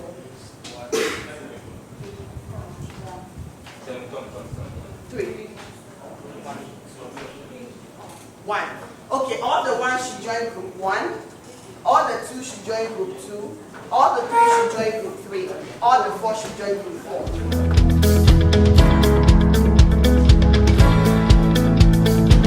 So I want us to do what we have on the board. So we're already in 4 groups. So I'm going to call group 1, where's group 1? Financial intervention. Group 2, financial sustainability. Group 2, intervention sustainability. Group 3, operation. And group 4, identity. Now we want you to discuss between and among yourself, what does financial sustainability look like? What does it mean? So you're going to prepare and deliver a presentation on the main features of financial sustainability. what does financial sustainability look? And you can use anything to really tell us. You can come here and make it a debate. So you can choose like 2 of you to debate, you know, and blah, blah, blah, and things like that. You can come here to really act it. You can have an executive director who's signing checks and like, you know what, this project, I don't want to give you ideas. But you can do anything to really communicate with us. You have to be creative. You really have to convince us that you know what it looks like in an organization when you see it. You see, Wale is not listening. Are we together? So the presentation should not last more than 5 minutes. Practical presentation. When it's your turn, you come up here and then you act it or present it for 5 minutes. Are we okay? Yeah. Is everything fine? Play, you can decide to act it as a film. No, as a role play, not a film. You can use the bait. You can act it out, act an organization out. You can sing it, but the main purpose of it is to really tell all what it looks like. When you get to an organization and you see their intervention sustainability, it's like this. Or financial sustainability is where it starts. Okay, let's see where we go in terms. Any questions? Intervention sustainability. What does it mean? Instead of you explaining or bringing you the task that exists, what you can actually convince the what you are not telling me.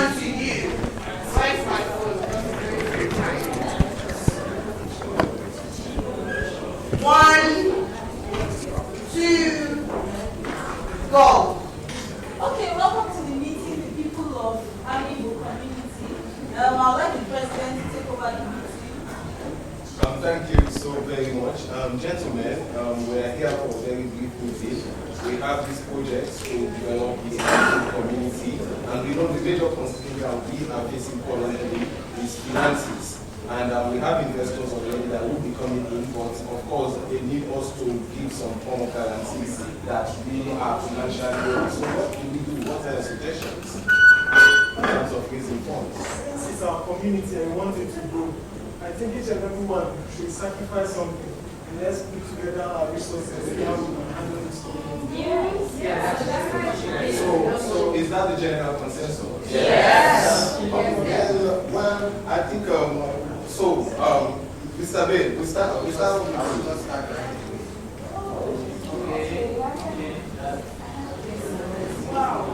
But as the president and the treasurer. Wow. So, gentlemen, I think this is successful from the start. We've raised enough funds. And so, what do we do?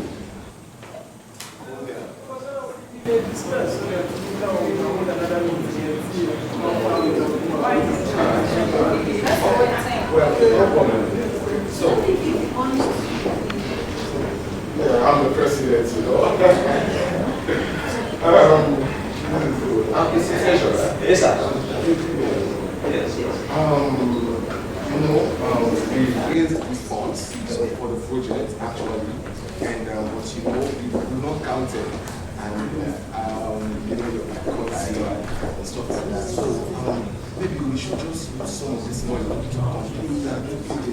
Yes, okay, and they will not even notice, and we can. Knock.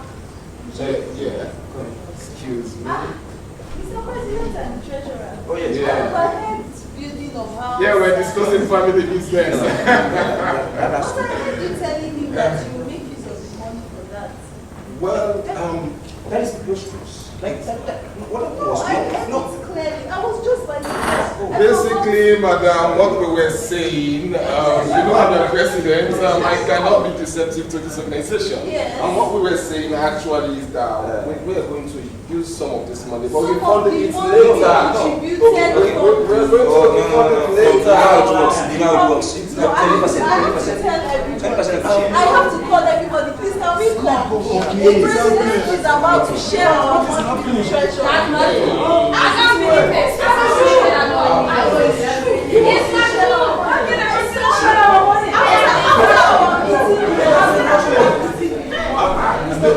And basically what we were saying is that if you leave this money with us and you go home, it's going to amount in maybe we want to tie up to share the money, so we just to an emergency meeting.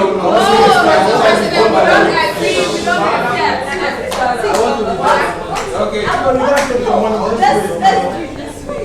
You know, I think what we should do is let us put some things together that will make sure that any money we bring will be used for the purpose and will be, accounted for. We cannot be saving money or contributing money and somebody is putting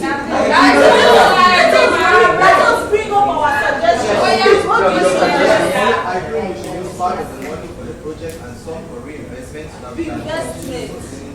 Okay, what do you suggest? I think we need to establish a proper financial system. Good. I personally think that we need to make a point every week, and I'm here to make a point with the GL president. I think we cannot just stop here. Whatever we are saying, we should put it to writing. Yes. So that everyone can be a signature to it. No, you can't. Mr. President, okay, I just said that I'm the independent department in charge of audit. Auditing, okay. I think that was it. Maybe we've got enough Please listen to us. We need multiple signatories for any money spending. Okay. As for me, I suggest to open bank account. Everybody's fine. What about the increases in Mr. President, we don't get that. For now, I think we have a process. She's suggesting we all open an account. Yeah, open an and account. he's suggesting we should have different signatures. Yes. And we should have a budget that we know that okay, when this money comes in, we are working on this. Then the financial system is checked. So I think that is what we should do. Please, if you agree, can we?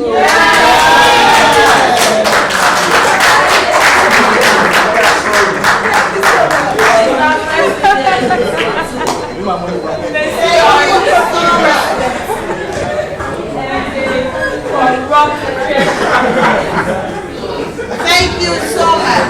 I hope, you know what I want us to do?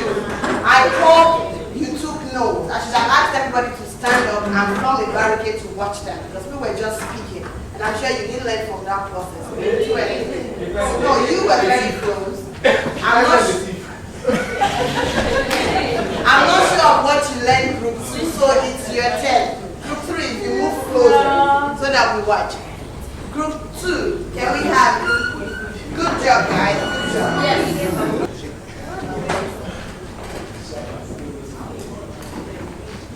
And you're starting now. Hello? Hello? Am I speaking to Yali for Health Africa? Yes, please. Who am I speaking to? Okay, this is Linda from the Resource Department.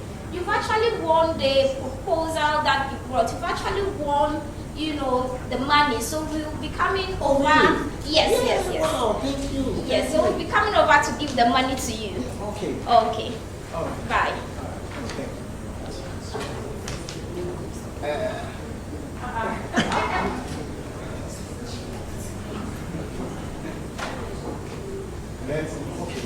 My staff, the issue, the proposal we sent to the USA, we've gotten it. Okay, so they will be coming today. We can't hear you. The proposal I sent to the USA, if one, they called me this morning, they'll be coming here this afternoon. Good. So let's stay around and when they come, we take the. We thank God. Our project will be successful. Come in. Okay, so I called earlier today, and I'm here with the funds. I hope you manage it very well because lots of people applied, but then we think your project is very good. Thank you. We're really putting our best. Okay, we are really counting on you. Thank Okay. you. Thank you. All right. Mary, you are project coordinator, right? Yes, please. Okay. So you'll be sending this money to the village, right? But we will make sure that everybody gets his or her share, and make sure that you share so that everybody gets, and then make sure that education is very intensive, all right? And then you'll be going to the conference. So when they meet, make sure that we communicate the information well to them. You know, the education, make sure that you do it well. So take this 20,000 and then take this 30,000. So please use it wisely, and whatever happens, communicate it to me. All right, thank you. You can do this. Hello, Lolanya. I'm ready to go to the community to be very good when you are part of me. Okay. So that everything will be conveyed when you go to the conference. Sure. Thank you. Okay.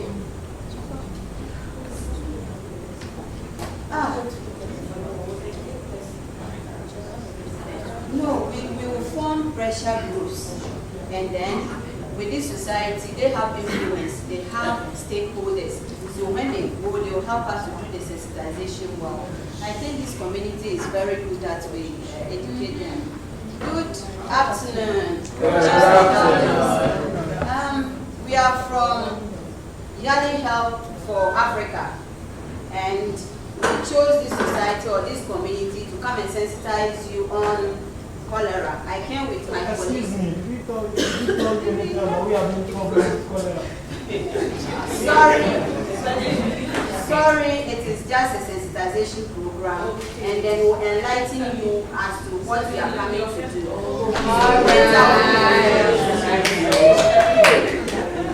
So my colleague will talk a little and then. Okay, thank you very much. You know, all of us know that we are getting into the rainy season, and a lot of communicable diseases will be coming up, such like the cholera. So we are here to just educate you on some of the things that you do to prevent this from affecting you. So some of the things are not coming into contact with flies and then feces, and covering your food well, eating it very hot, hand washing, soap, running water, and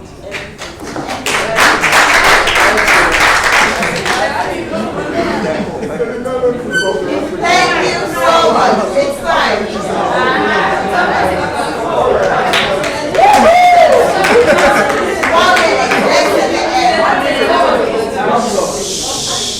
Hello, Mr. Brief. Hello. We finish the program and we just want to write and give you the breakdown of what actually happened. All right, come on. Okay, so what happened? Yeah, we use the money in the sensitization. So how much is left?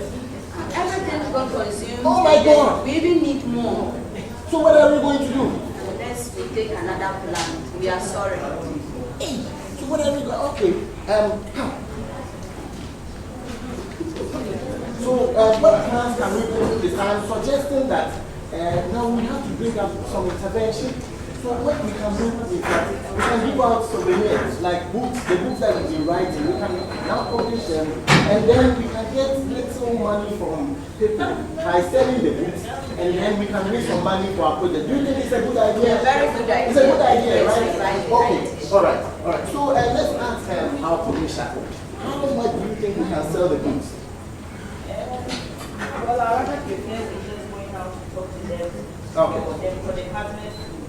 Perfect. Okay, so are the books ready? Yes, okay. All right. The pens and the books and everything is ready. So bring it. Knock, knock. Yes, come in. Oh, Elsie, how are you? It's been a while. How are you? How's Yali Health getting? It's doing great too, but we were facing some challenges and we decided to bring some of this. Oh, really? Oh, okay, that's great. Since you guys are doing a good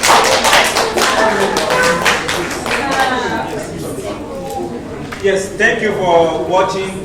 If you see, basically intervention is all about ensuring that what we are already doing doesn't stop on the way. So from this drama, you could see that we are already on cholera, and then our money got finished, and then thank you for watching. God bless you. At least let's take good drink before we go to lunch. Okay. 1, 2, go. Good afternoon, everyone. Good afternoon. I'm here to introduce M&L Company, and I'll be displaying a scenario. Can we pay attention to them? I'm here to display M&M company, and they are here to display a scenario that will give you the effect, the positive effect of a sustainable operation. Thank you. Sit, relax, and learn.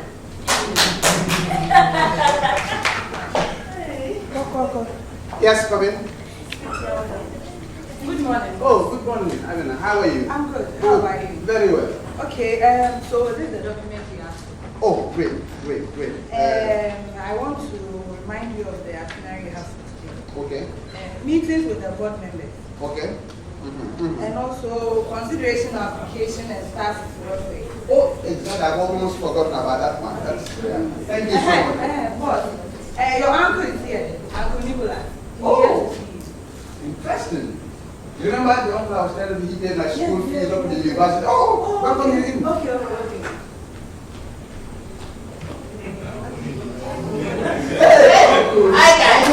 Hi, guys. I thank you, sir. How are you? Fine, thank you. I've grown early like this. You were small, but you were pushing your means and time ago. That's nice. Thank you so much, uncle. Thank you for pushing me. How is grandma doing? By God's grace, she's fine. And how is Auntie? Auntie's equally fine. Oh, thank you. The last time you visited that, the cassava I bought was very small. We didn't share it among ourselves. Oh, thank you. Oh, yes, thank you. But I came here for a very important. You know, when we met during our last family meeting, we agreed that we had a sticker and water. We had to help ourselves. But then I'm surprised Ada didn't make it when I submitted the CV to you. Then Who is Ada again? my daughter Ada. Oh, the one that went to Jimba. Yes. How does she do it? Oh, she's fine. But I'm disappointed in you. I'm disappointed because we agreed on the family meeting to have a sticker and water. You should apply everywhere. Have you forgotten about school? When your father was paying the buffoonery, I was paying. How can I forget now? How can I forget? And so, the point. Yes, so I came so that you know, as I said, let's speak about this. Uncle, you have the CEO here, but in this company we have very structured operational system. We have a board of governors, and we also have policies for every aspect. We have policies for staff motivation, we have policy on internship. So that will not be a big problem, but I will refer you to the HR who is responsible for this particular subject. And you just go and talk with her. I'll just call my secretary now, so she will take you to the HR. Hello, Amna. Hello, boss. Can you please come in? Okay, good. Okay, Amna, please kindly take my uncle to see the HR, and he has some discussions to make with the HR, and then let me know further. Okay. Thank you. Okay, uncle, thank you. Have a good day. Cool.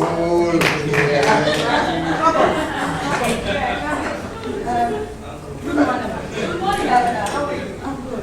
Please, what did I should bring you? Oh, this is the CEO's uncle? Yes. Oh, good morning, sir. Hello. You're highly welcome. Oh, thank you. Beautiful. Thank you. Hey, this Thank office you. there. Thank you. Nice. Oh. Yes, on a more serious note, I came because my daughter was not pleased when I submitted a CV. Oh, really? You know, and I didn't pay the school fees of the CEO. Oh. She's my nephew. Oh, your nephew. Oh, yes, my nephew. Yes. Oh, but yeah, that notwithstanding, his father was being the buffoonery some time ago. Oh, I see. So I came so that I can intervene, you know, as the CEO of the company, and I being the uncle paying his fees. Why not? Oh, sir, did you say you're the CEO's uncle? Yes. And you do pay his fees? Oh, yes. Oh, my respect, sir. You see, in this company here, we have operational policies. If your daughter wants to come in as an intern, we have a structure for that. We have requirements for that. If she wants to volunteer, we have a list of requirements. If she wants to be a full-time staff, we have another list of requirements. So I'll just give you this document and you give to your daughter. Let her go through it and see if she wants to volunteer, be a full-time worker or an intern. Then she will submit her documents. We'll review it. If she qualifies for any of the positions, we'll gladly offer her. So she does not even need to be the CEO's, cousin. If she qualifies, which I hope and I know she will be, because the CEO is very intelligent. So his family members should be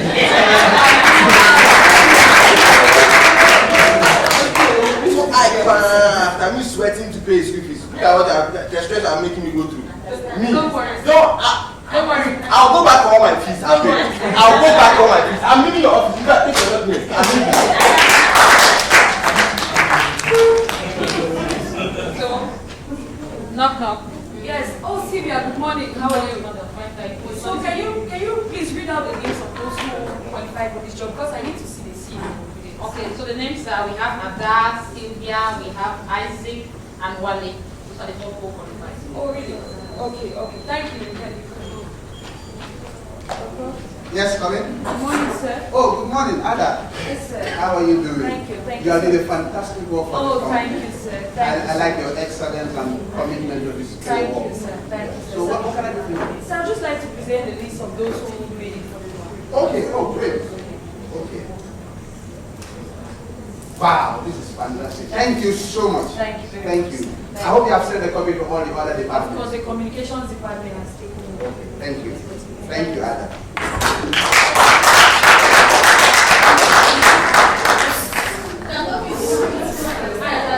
Your time is up.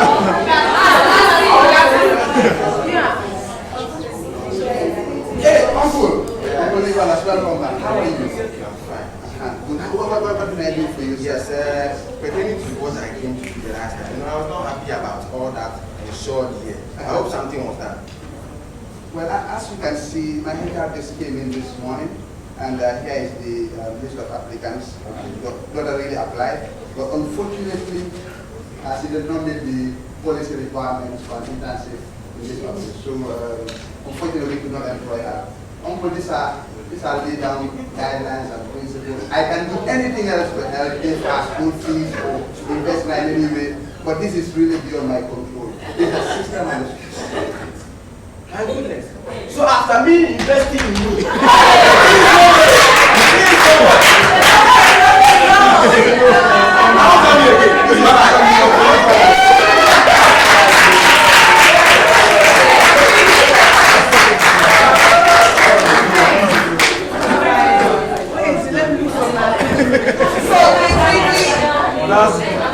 Hello. We'll take the last group and then we go to lunch. When we come back to the break, is that fine? I thought the uncle was going to faint. 1, 2, go.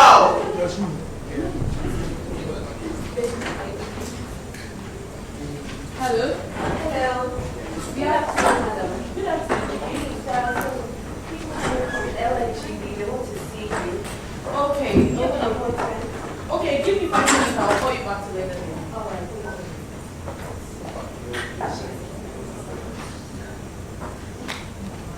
Hello, Jiggy. Hello, ma'am. Okay, so you can let them in. All right.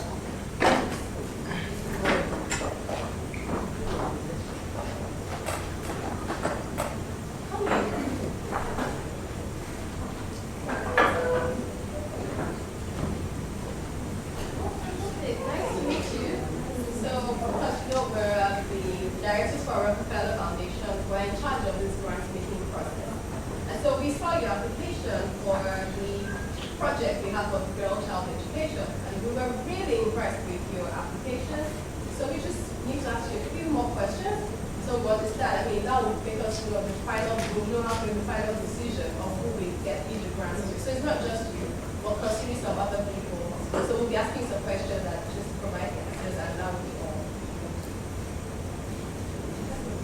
So yes, as for me, I'm Simi. I'm one of the directors for this grant making process. And I'm Nesco, one of the directors. And I'm now one of the directors. I'm Fatimata, CEO of the program behind. I'm Francis Bimo, program officer. Okay, so leave no girl behind from that project. We've seen that your project seeks to bring on board girls in the rural areas to be trained and educated, and they will know what exactly is the need in that community that your project seeks to do, and why do you think that it's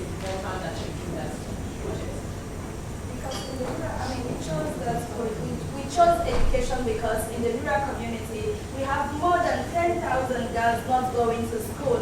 And if they don't go to school, they will not have the opportunity to maximize their God-given potential because we cannot attain any of the sustainability goals if more girls do not go to school. So we want to give them that opportunity. That's why we chose education. Okay, so you're telling us that your mission is relevant to that community. Yes, our mission is to make sure that every girl gets the opportunity to maximize her God-given potential through education. So now, I mean, if we're going to be giving you this $1 million, we would like to know everything about you. So we'd like to know more about you guys. Who are the people? Who's your leadership? What's your leadership structure like? Who are the people in charge of this organization? Well, the organization has a structural leadership form. The organization comprises of a board. We have a lawyer. We have expert in education. We have advocates. Some advocates on human rights are working on the board. We have communication. Some we have expert in communication on the board. We also have executive director. The executive director, we got a structural fund. For the executive director, we have financial office. I deal with financial aspect. We have HR, those that deal with employment, internship. We also have, we have in our structure operational fund, those that deal with program and implementation. Then we have audit section in the organization, people that make sure that the organization is well audited, that low, fair play. We also have people who are responsible to evaluate and extra value who conduct evaluation and monitoring. Okay, I guess you are actually making progress. But you are breaking all the different things for your people. What makes you believe you are the right person for the job? And what are some mechanisms you are putting into place that the deliverable will be seen? We want you to judge us by what we have already done. We've been operating in that community for over 5 years and we've invested in more than 10,000 girls. Now, if you go to most of the prominent schools, you see our girls there. And most people know of our organization, even the president. And also, if you go to our website, you'll see what's our objective and what we've done over the past years. So don't judge us by our words, but what we've achieved before. Okay, that's nice. So, Mami, can you ask you about your, how to see your deliverables, the results? I mean, the results is when you look at the number of girls that were not in school before and the number of girls that are in school and university. Because exactly, that's why we have a very good monitoring and evaluation. It's okay. So now we know that your country right now has a peculiar situation. I don't understand. But your government has said that education is not compulsory for girls. And they've also put a ban saying that CSOs like you cannot, there's some limit to how far you can work with the educational sector. So how do you want to work with this policy and regulatory environment?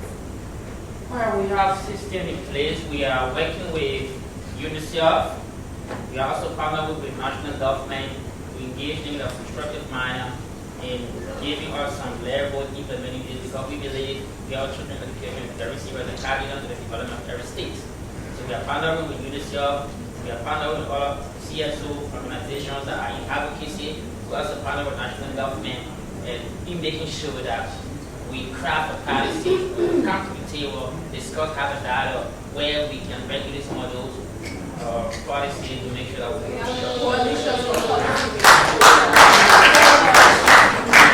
They get the money? Yes. Yes.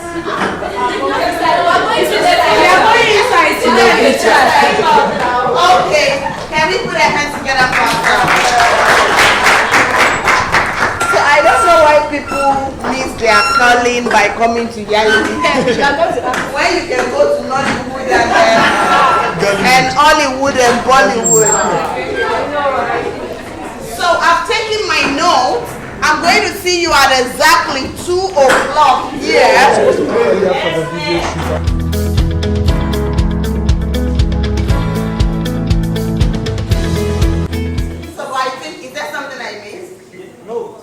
The reason why we're giving the card, when we do the community service, for some of persons that there are some instances where we can't have those drugs. So the card is for them to get and augment those ones. The defender of the universe.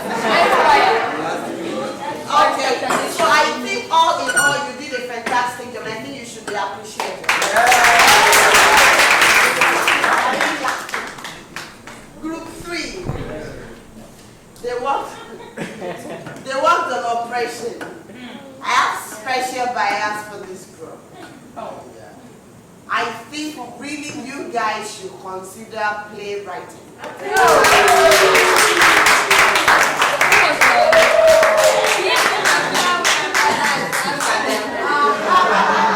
our nature. It's our nature.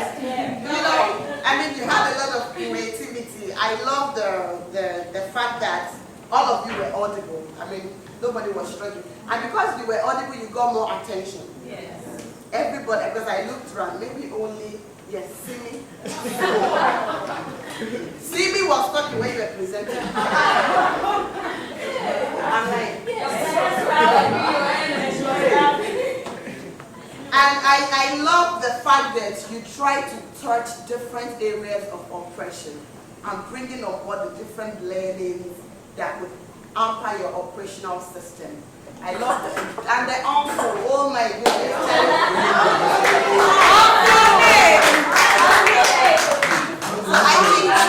I think it was really interesting. There is not an area I can't remember that you didn't bring out. You brought out the HR, you brought out processes. I love the way the executive director said, well, fine, good. So meet the person in charge, but as the executive director, I oversee, but I'm not in charge of HR.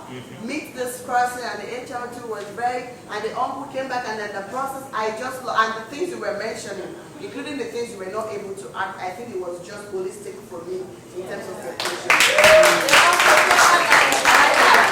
I liked them, and you were funny too. So I thought it was fun. And that is how, when you know, creativity must get people's attention. Excuse me? Is there a bad? Unfortunately, there's no bad.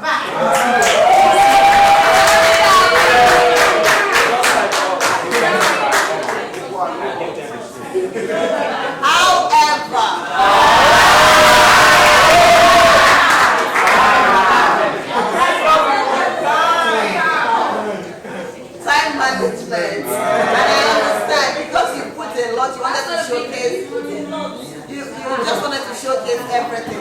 But all in all, I think you did a fantastic. I love it.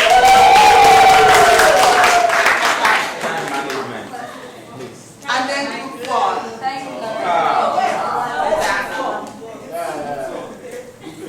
And then group 4. You worked on identity.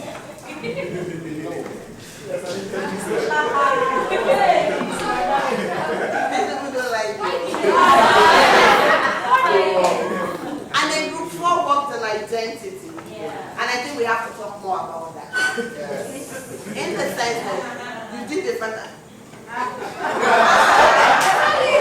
What's wrong with that, man?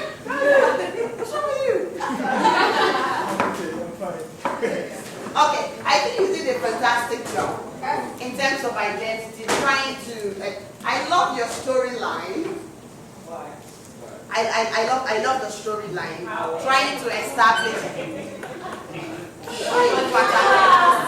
My dear, Most of them are from the Chigu groups. just listen.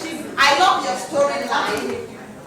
I love your character. Are we together? I love your storyline. I love your character. I love your audibility. I love your sequencing.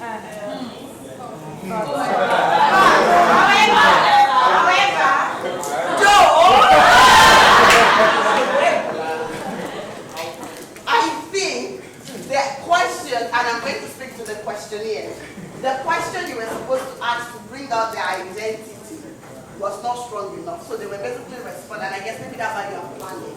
So which means during your planning, you did not plan for questions that would show identity. You went further to really help the group by saying over 10,000 people have benefited. So you already crafted the identity for yourself.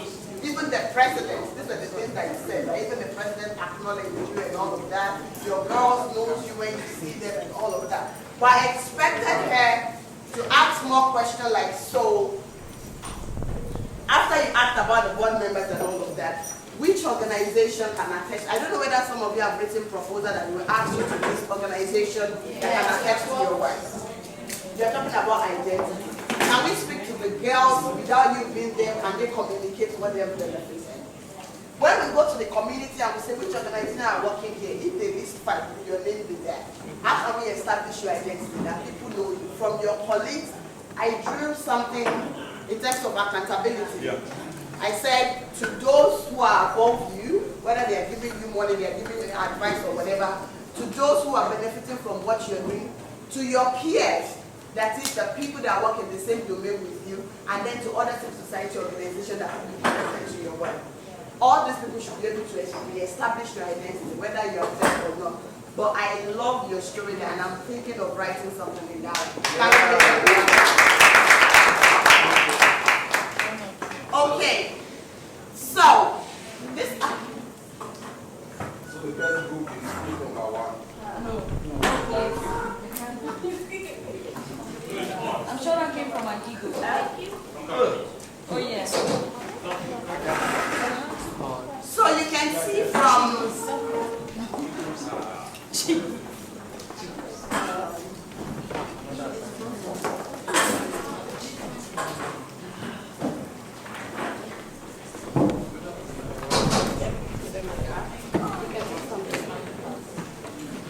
recognition and visibility, the influential power, institutional infrastructure, operating space, quality, and continuity. We talked about it. Financial sustainability, resource mobilization, and from the drama, they started a resource mobilization from between and among themselves. They were doing contribution to generate funding. Financial planning, sound financial management system, talking about creating systems, opening bank accounts, signatories, and all of that. And then intervention sustainability, talk of ownership of the project, which the drama really brought out, results communication, partnership, that was another, okay, I talked about it. Another thing that you didn't raise in your discussion was who you are partnering with, who you have worked with, and all of that. So basically, this is to further, I know you will defend it. We are open to criticism, but I mean, we answered the question. We did the drama based on the things that are here. The leadership and governance.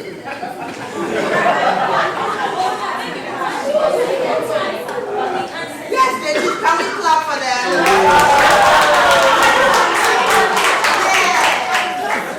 Yeah. And so we are also trying to acknowledge that thank you very much. They did everything. Okay? All right. So the first step, as we have established, is really hard. If there's a way we can increase this for some reason, I don't know.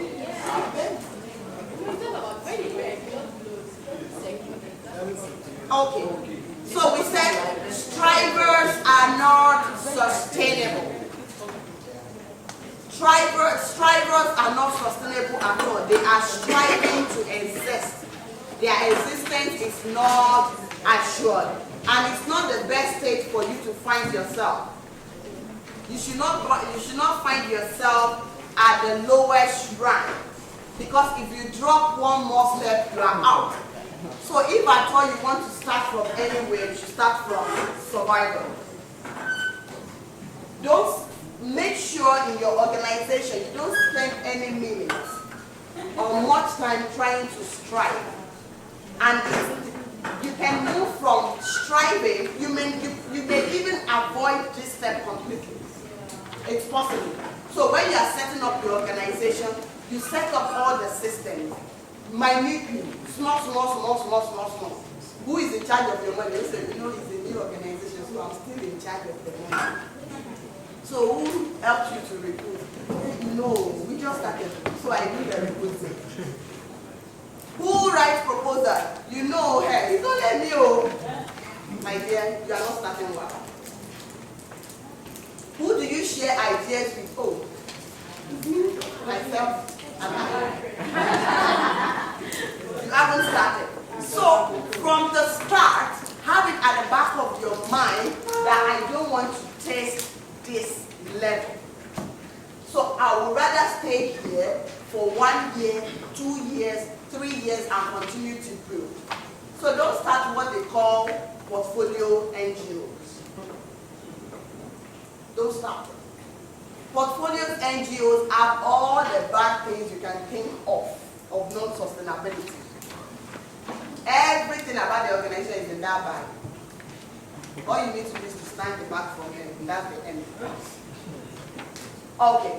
And when you find yourself in a challenging state, there's really no point. Nobody enjoys struggling. You want to better. Because if you don't manage this place very well, one step behind, you go to striving. And we are saying we can avoid that. So if I was here, my next would be to be here. So everything I want to do to move to this state is what will be on my mind, not something that will take me to the striving state.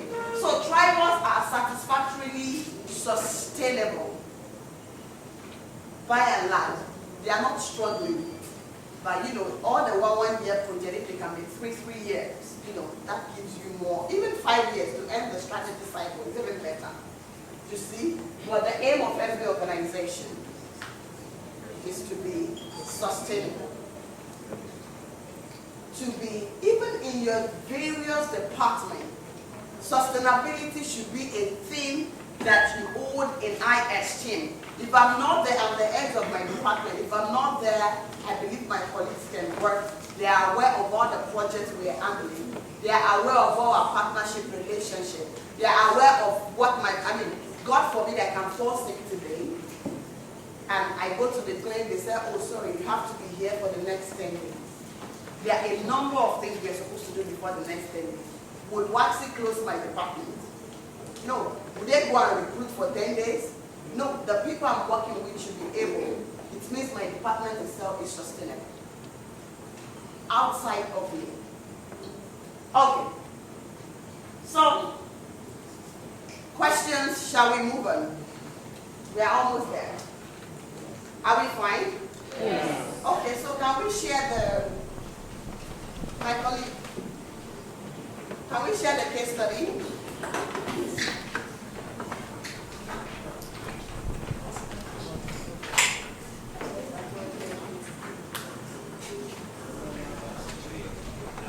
I have a question before we... Yes, please. You spoke about other governments or influence in the states. There should be a peaceful environment for you to be able to operate your... Somebody's asking a question.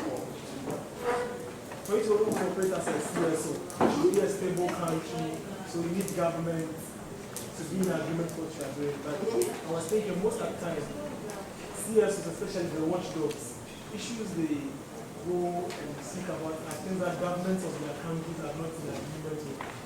The Occupy Ghana, the freedom fighters, even with the mining sector and stuff. Sometimes government benefits from those things. So then I was thinking, wouldn't there be a clash where you are a CSO? You want a project that, however, the governments of your nation are also behind that and they don't want it to stop. Honestly, should I tell you the truth? I didn't follow that question very well. So I say, hello!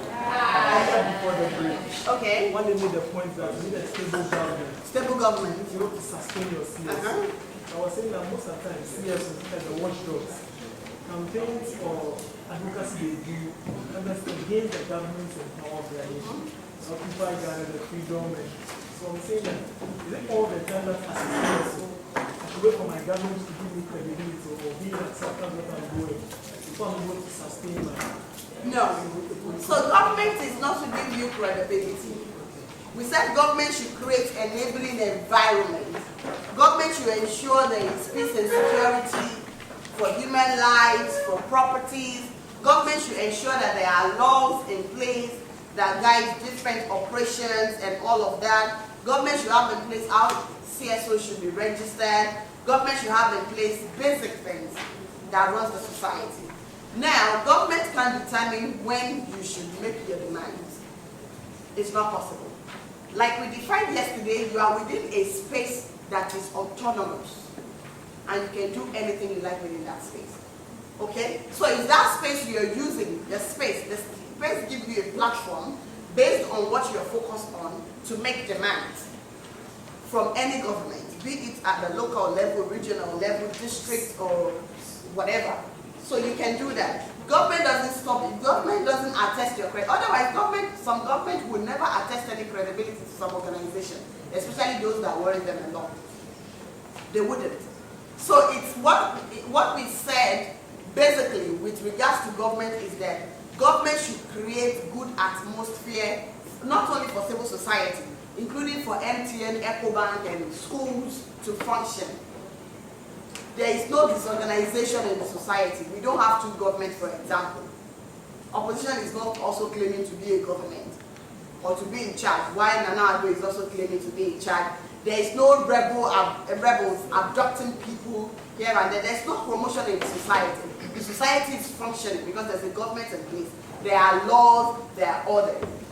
You get that's exactly what we expect from government. Okay, so questions? Yes. One question, short question. Okay. Madam, do you think that tribal organization is not relative? For example, I suppose I consider my organization in Cote d'Ivoire like tribals. But when I see some country, I think that even being tribal in Cote d'Ivoire, I can be maybe tribal in this country. Yes, that's why I asked the question. Very valid question. And I thought we established it before we went on break, that the tribals, Blablas, Bogos, that they are from where? They are from Ghana. So in the case whereby we get to Cote d'Ivoire, and the criteria for organizations that looks very sustainable is high, way higher than Ghana. In fact, tribals in Ghana may be tribals in Cote d'Ivoire. So it's defined by content. Organizations that are sustainable in Ghana, if they get to London, the United Kingdom, they may be tribals. You know why? Because the government of the UK even funds NGO from the charity box. Government gives you money to do what you're doing. We don't even have that in Ghana. So we have to create the criteria per the context you are reviewing. Notwithstanding, we believe you can use this in the if there's no sustainability index in your country, you can use this to check yourself to say, oh, so where am I? Okay, but of course, organizations sustainable here, when they get to Singapore or the United Kingdom, they may be just thriving. They may be drivers based on the number of criteria they meet up there. You see, they can meet the 10 criteria here. When they get there, they realize it's only 7, based on their own standard, environment, context, and all of that. So, valid question. It's not static, it's relative, based on context. Okay, so we all have the case study 3.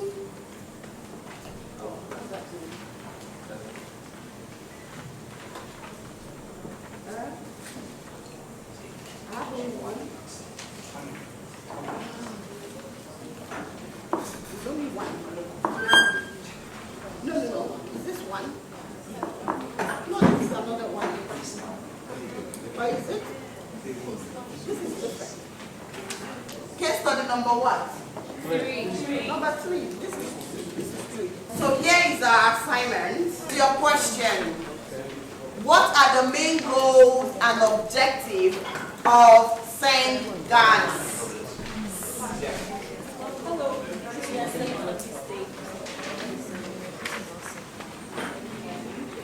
Do you understand the first one? Yes.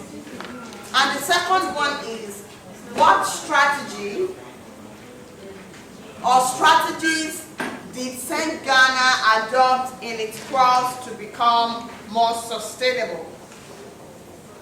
And number 3, are there other aspects of St. Ghana's sustainability strategy that you could apply in your organization?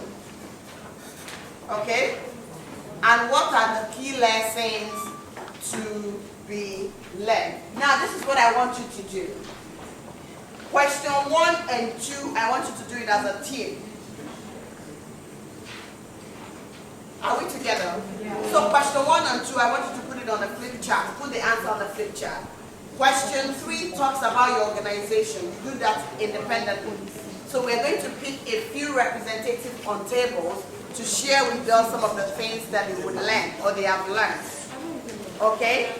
And the fourth one, the key lessons also, will share it in plenary. Well, question 1 and 2, I want us to do it together. Are you listening? Okay, so shall we stand?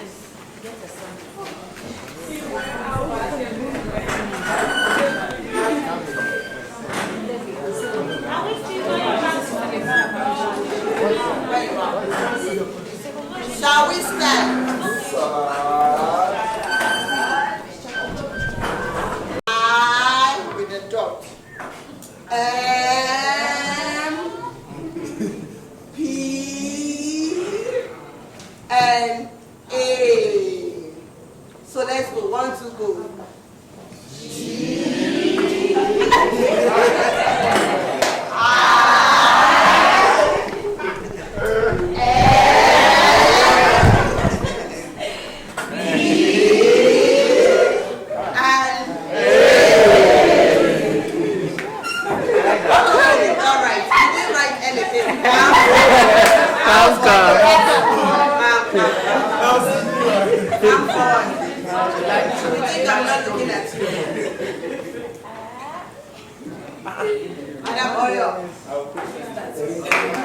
Please write G. 1, madam. 1, 2, go.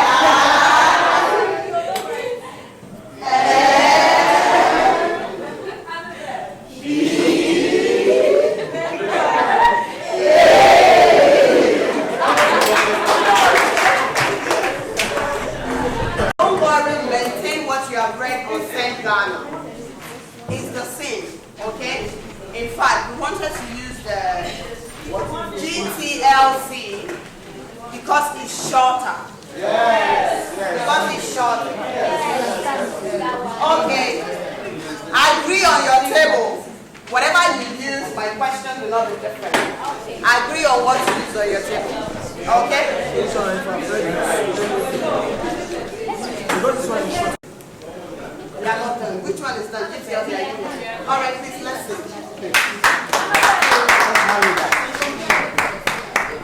Ladies and gentlemen, pull it up for them. Let's see what they have. Please bring it forward. Okay, no, please go on. Okay, good afternoon. Going on the GTLC organization, and for the first question, their main goals and objectives. So you will take that, and then I'll take the strategies. Okay, thank you. Their main goal is, because it's just one goal, is advocacy and trade policy development in the agricultural sector. And their objective is to advocate increase in food productivity. Second is to support democratic participation and civil society organization. While the third is to implement, to monitor, and to evaluate agricultural policy.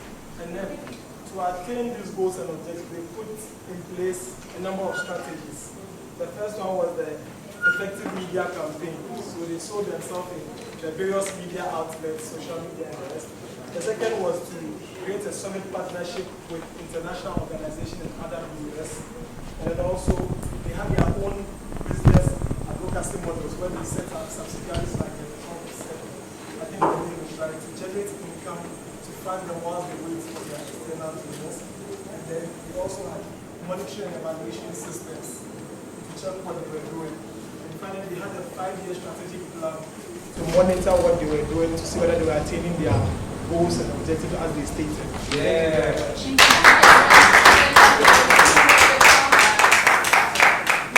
Another group for GTLC. What is missing here? Can you share with us? GTLC. Hello. Can we stay together? Did you work on GTLC? Okay, so can we have what you have?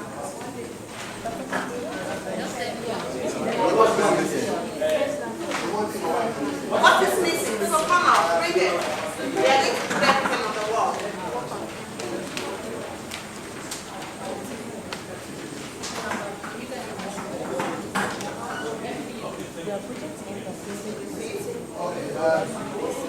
Can we listen? Thank you so much. From what they presented, they almost covered all the key goals of the GTLC, their objectives and their targets. The strategies we just added capacity building. So in order to remain sustainable, we also need capacity building. So the next was. The rest of it. Okay, yes, okay. We are coming back to GTLC. GTLC.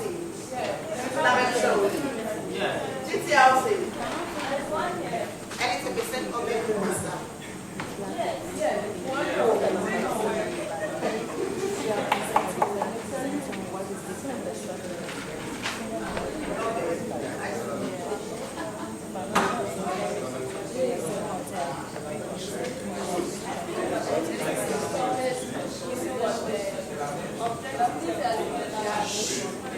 Maya, you have to speak louder too.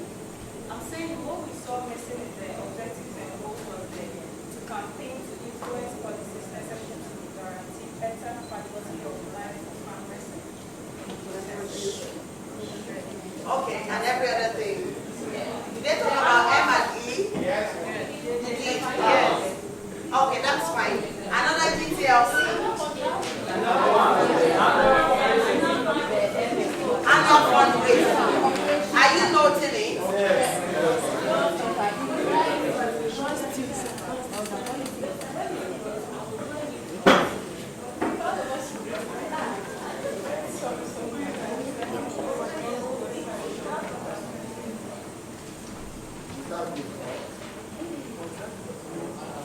Okay, let's see. Is your bodyguard? Okay. Bring to us, bring to us. One thing I was thinking the strategy was the setup of social enterprise.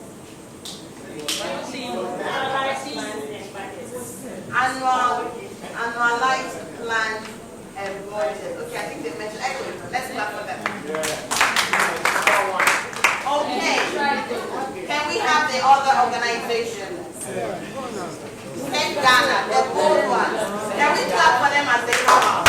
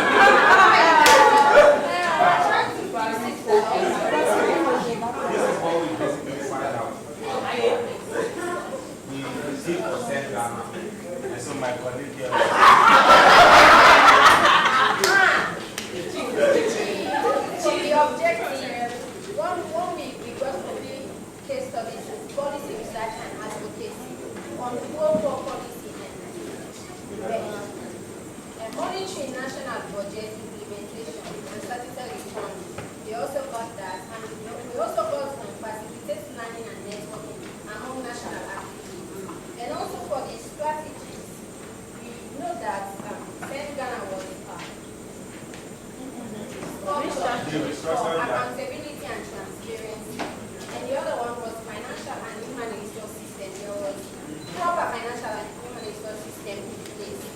And it was updated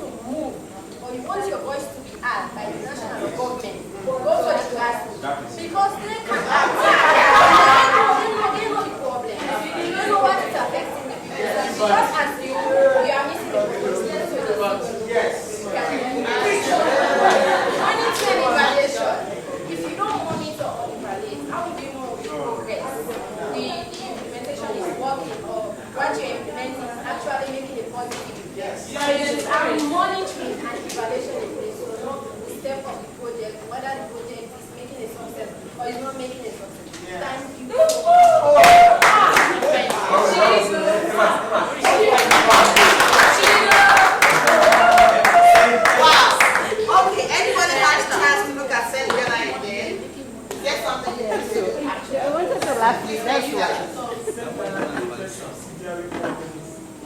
As part of their strategy.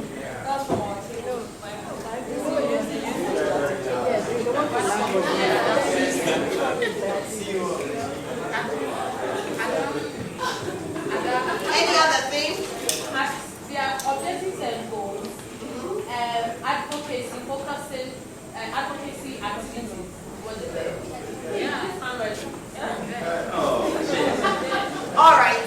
So, I mean, the essence of this assignment is for you to also see in practical terms living organizations that have imbibed one or two frameworks of sustainability, and it's working. If you are a Ghanaian here, do you know of St. Ghana? I haven't heard of St. Ghana. I mean Ghanaians from Accra, not but even St. Ghana actually works from different localities. So irrespective of where you're coming from, you should know St. Ghana. You don't. What about Ibe? You don't. What about Abantu? You don't. What about Art Foundation? You see, the problem I have is that Congolese will come in through the border and be claiming to be Ghanaians. So what do you mean you don't know? I am Ghanaian. But you don't know them. Okay, so it's because you're new in the sector. That was just a joke. It's because you're new in the sector, but you should know them. As you continue to work, you get to know all these organizations. These are famous organizations.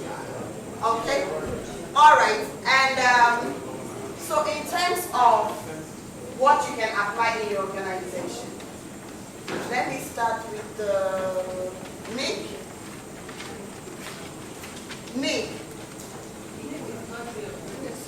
Nick is not here.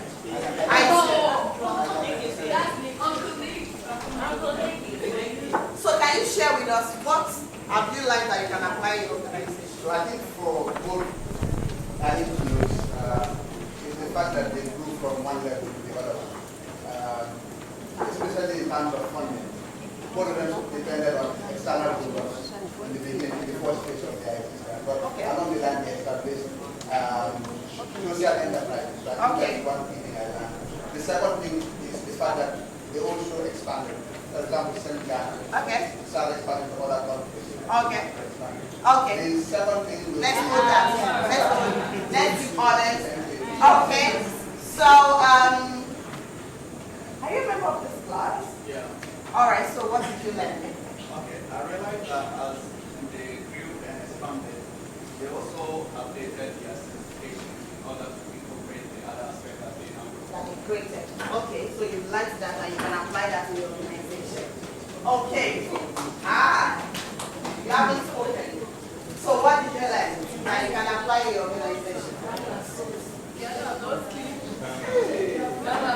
Okay, I really like when I was remember the morning class, I said I've also talking about in my organization, I really rely on external funds. Okay. Because in my organization, what we do is just members keep their knowledge. Okay. So I am an English trainer. Okay. I just train girls to speak English. By the way, you speak very good English. Impeccable English. Okay.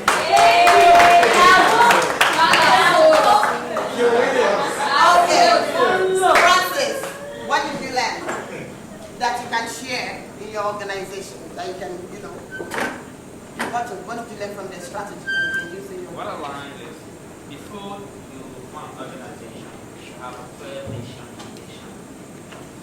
Your mission or vision should explain what you are into, what you want to do, what you want to achieve. And also, you should put a system in place where you're not dependent on external funds or donors to operate. Exactly. Mariama, what about you? What did you pick from St. Ghana? Policy research. Yes. If I want to embark on any project, I first search on the policy that already exists. So I'll be able to now. Yeah, and that is very important.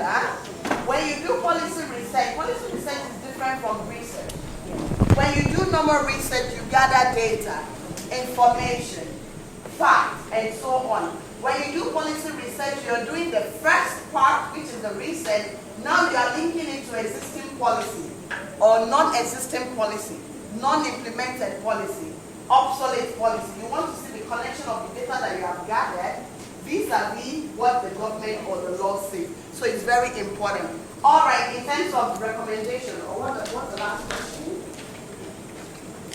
The last question says key lessons. I think somehow we've talked about it, but any key lesson? Jeff?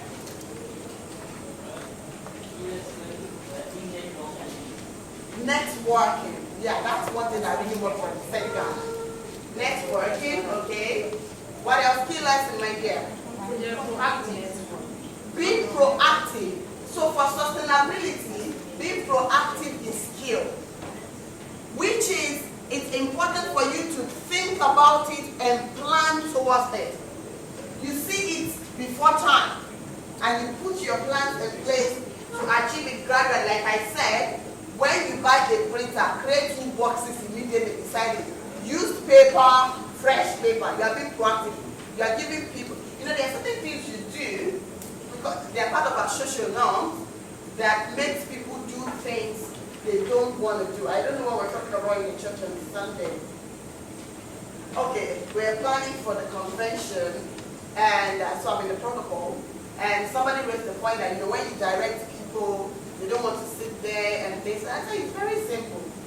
When you create a name list or whatever, name tag, and you say Omolara, if your name is not Omolara, commonsensically, what is the name? You see, what am I trying to say? There are things you put in place that change these people's behavior. You see, when you came in today, you all sat with what you found. Nobody was questioning anything. A few people said, oh, they've changed and all of that. If I want everybody to face this place tomorrow, all I have to do is to put the projector here. If I put the projector here and this table, another table is here, I'm speaking from here, automatically, people will start shifting their chair gradually because it's not convenient. So there are many things. So you think about it, how can I force people to behave right? By putting structures in place. Okay, so I think... Yeah, the GTLC, the effective use of technology, they did the media campaign. Exactly. We talked a lot about that. Using social media and other ICT tools these days is like the best thing that has happened to the world after Jesus Christ and after ING. I can assure you that because they are easy to access. Sometimes they are not so cheap, but I tell you it's cheaper than the other mediums we have been using in the past.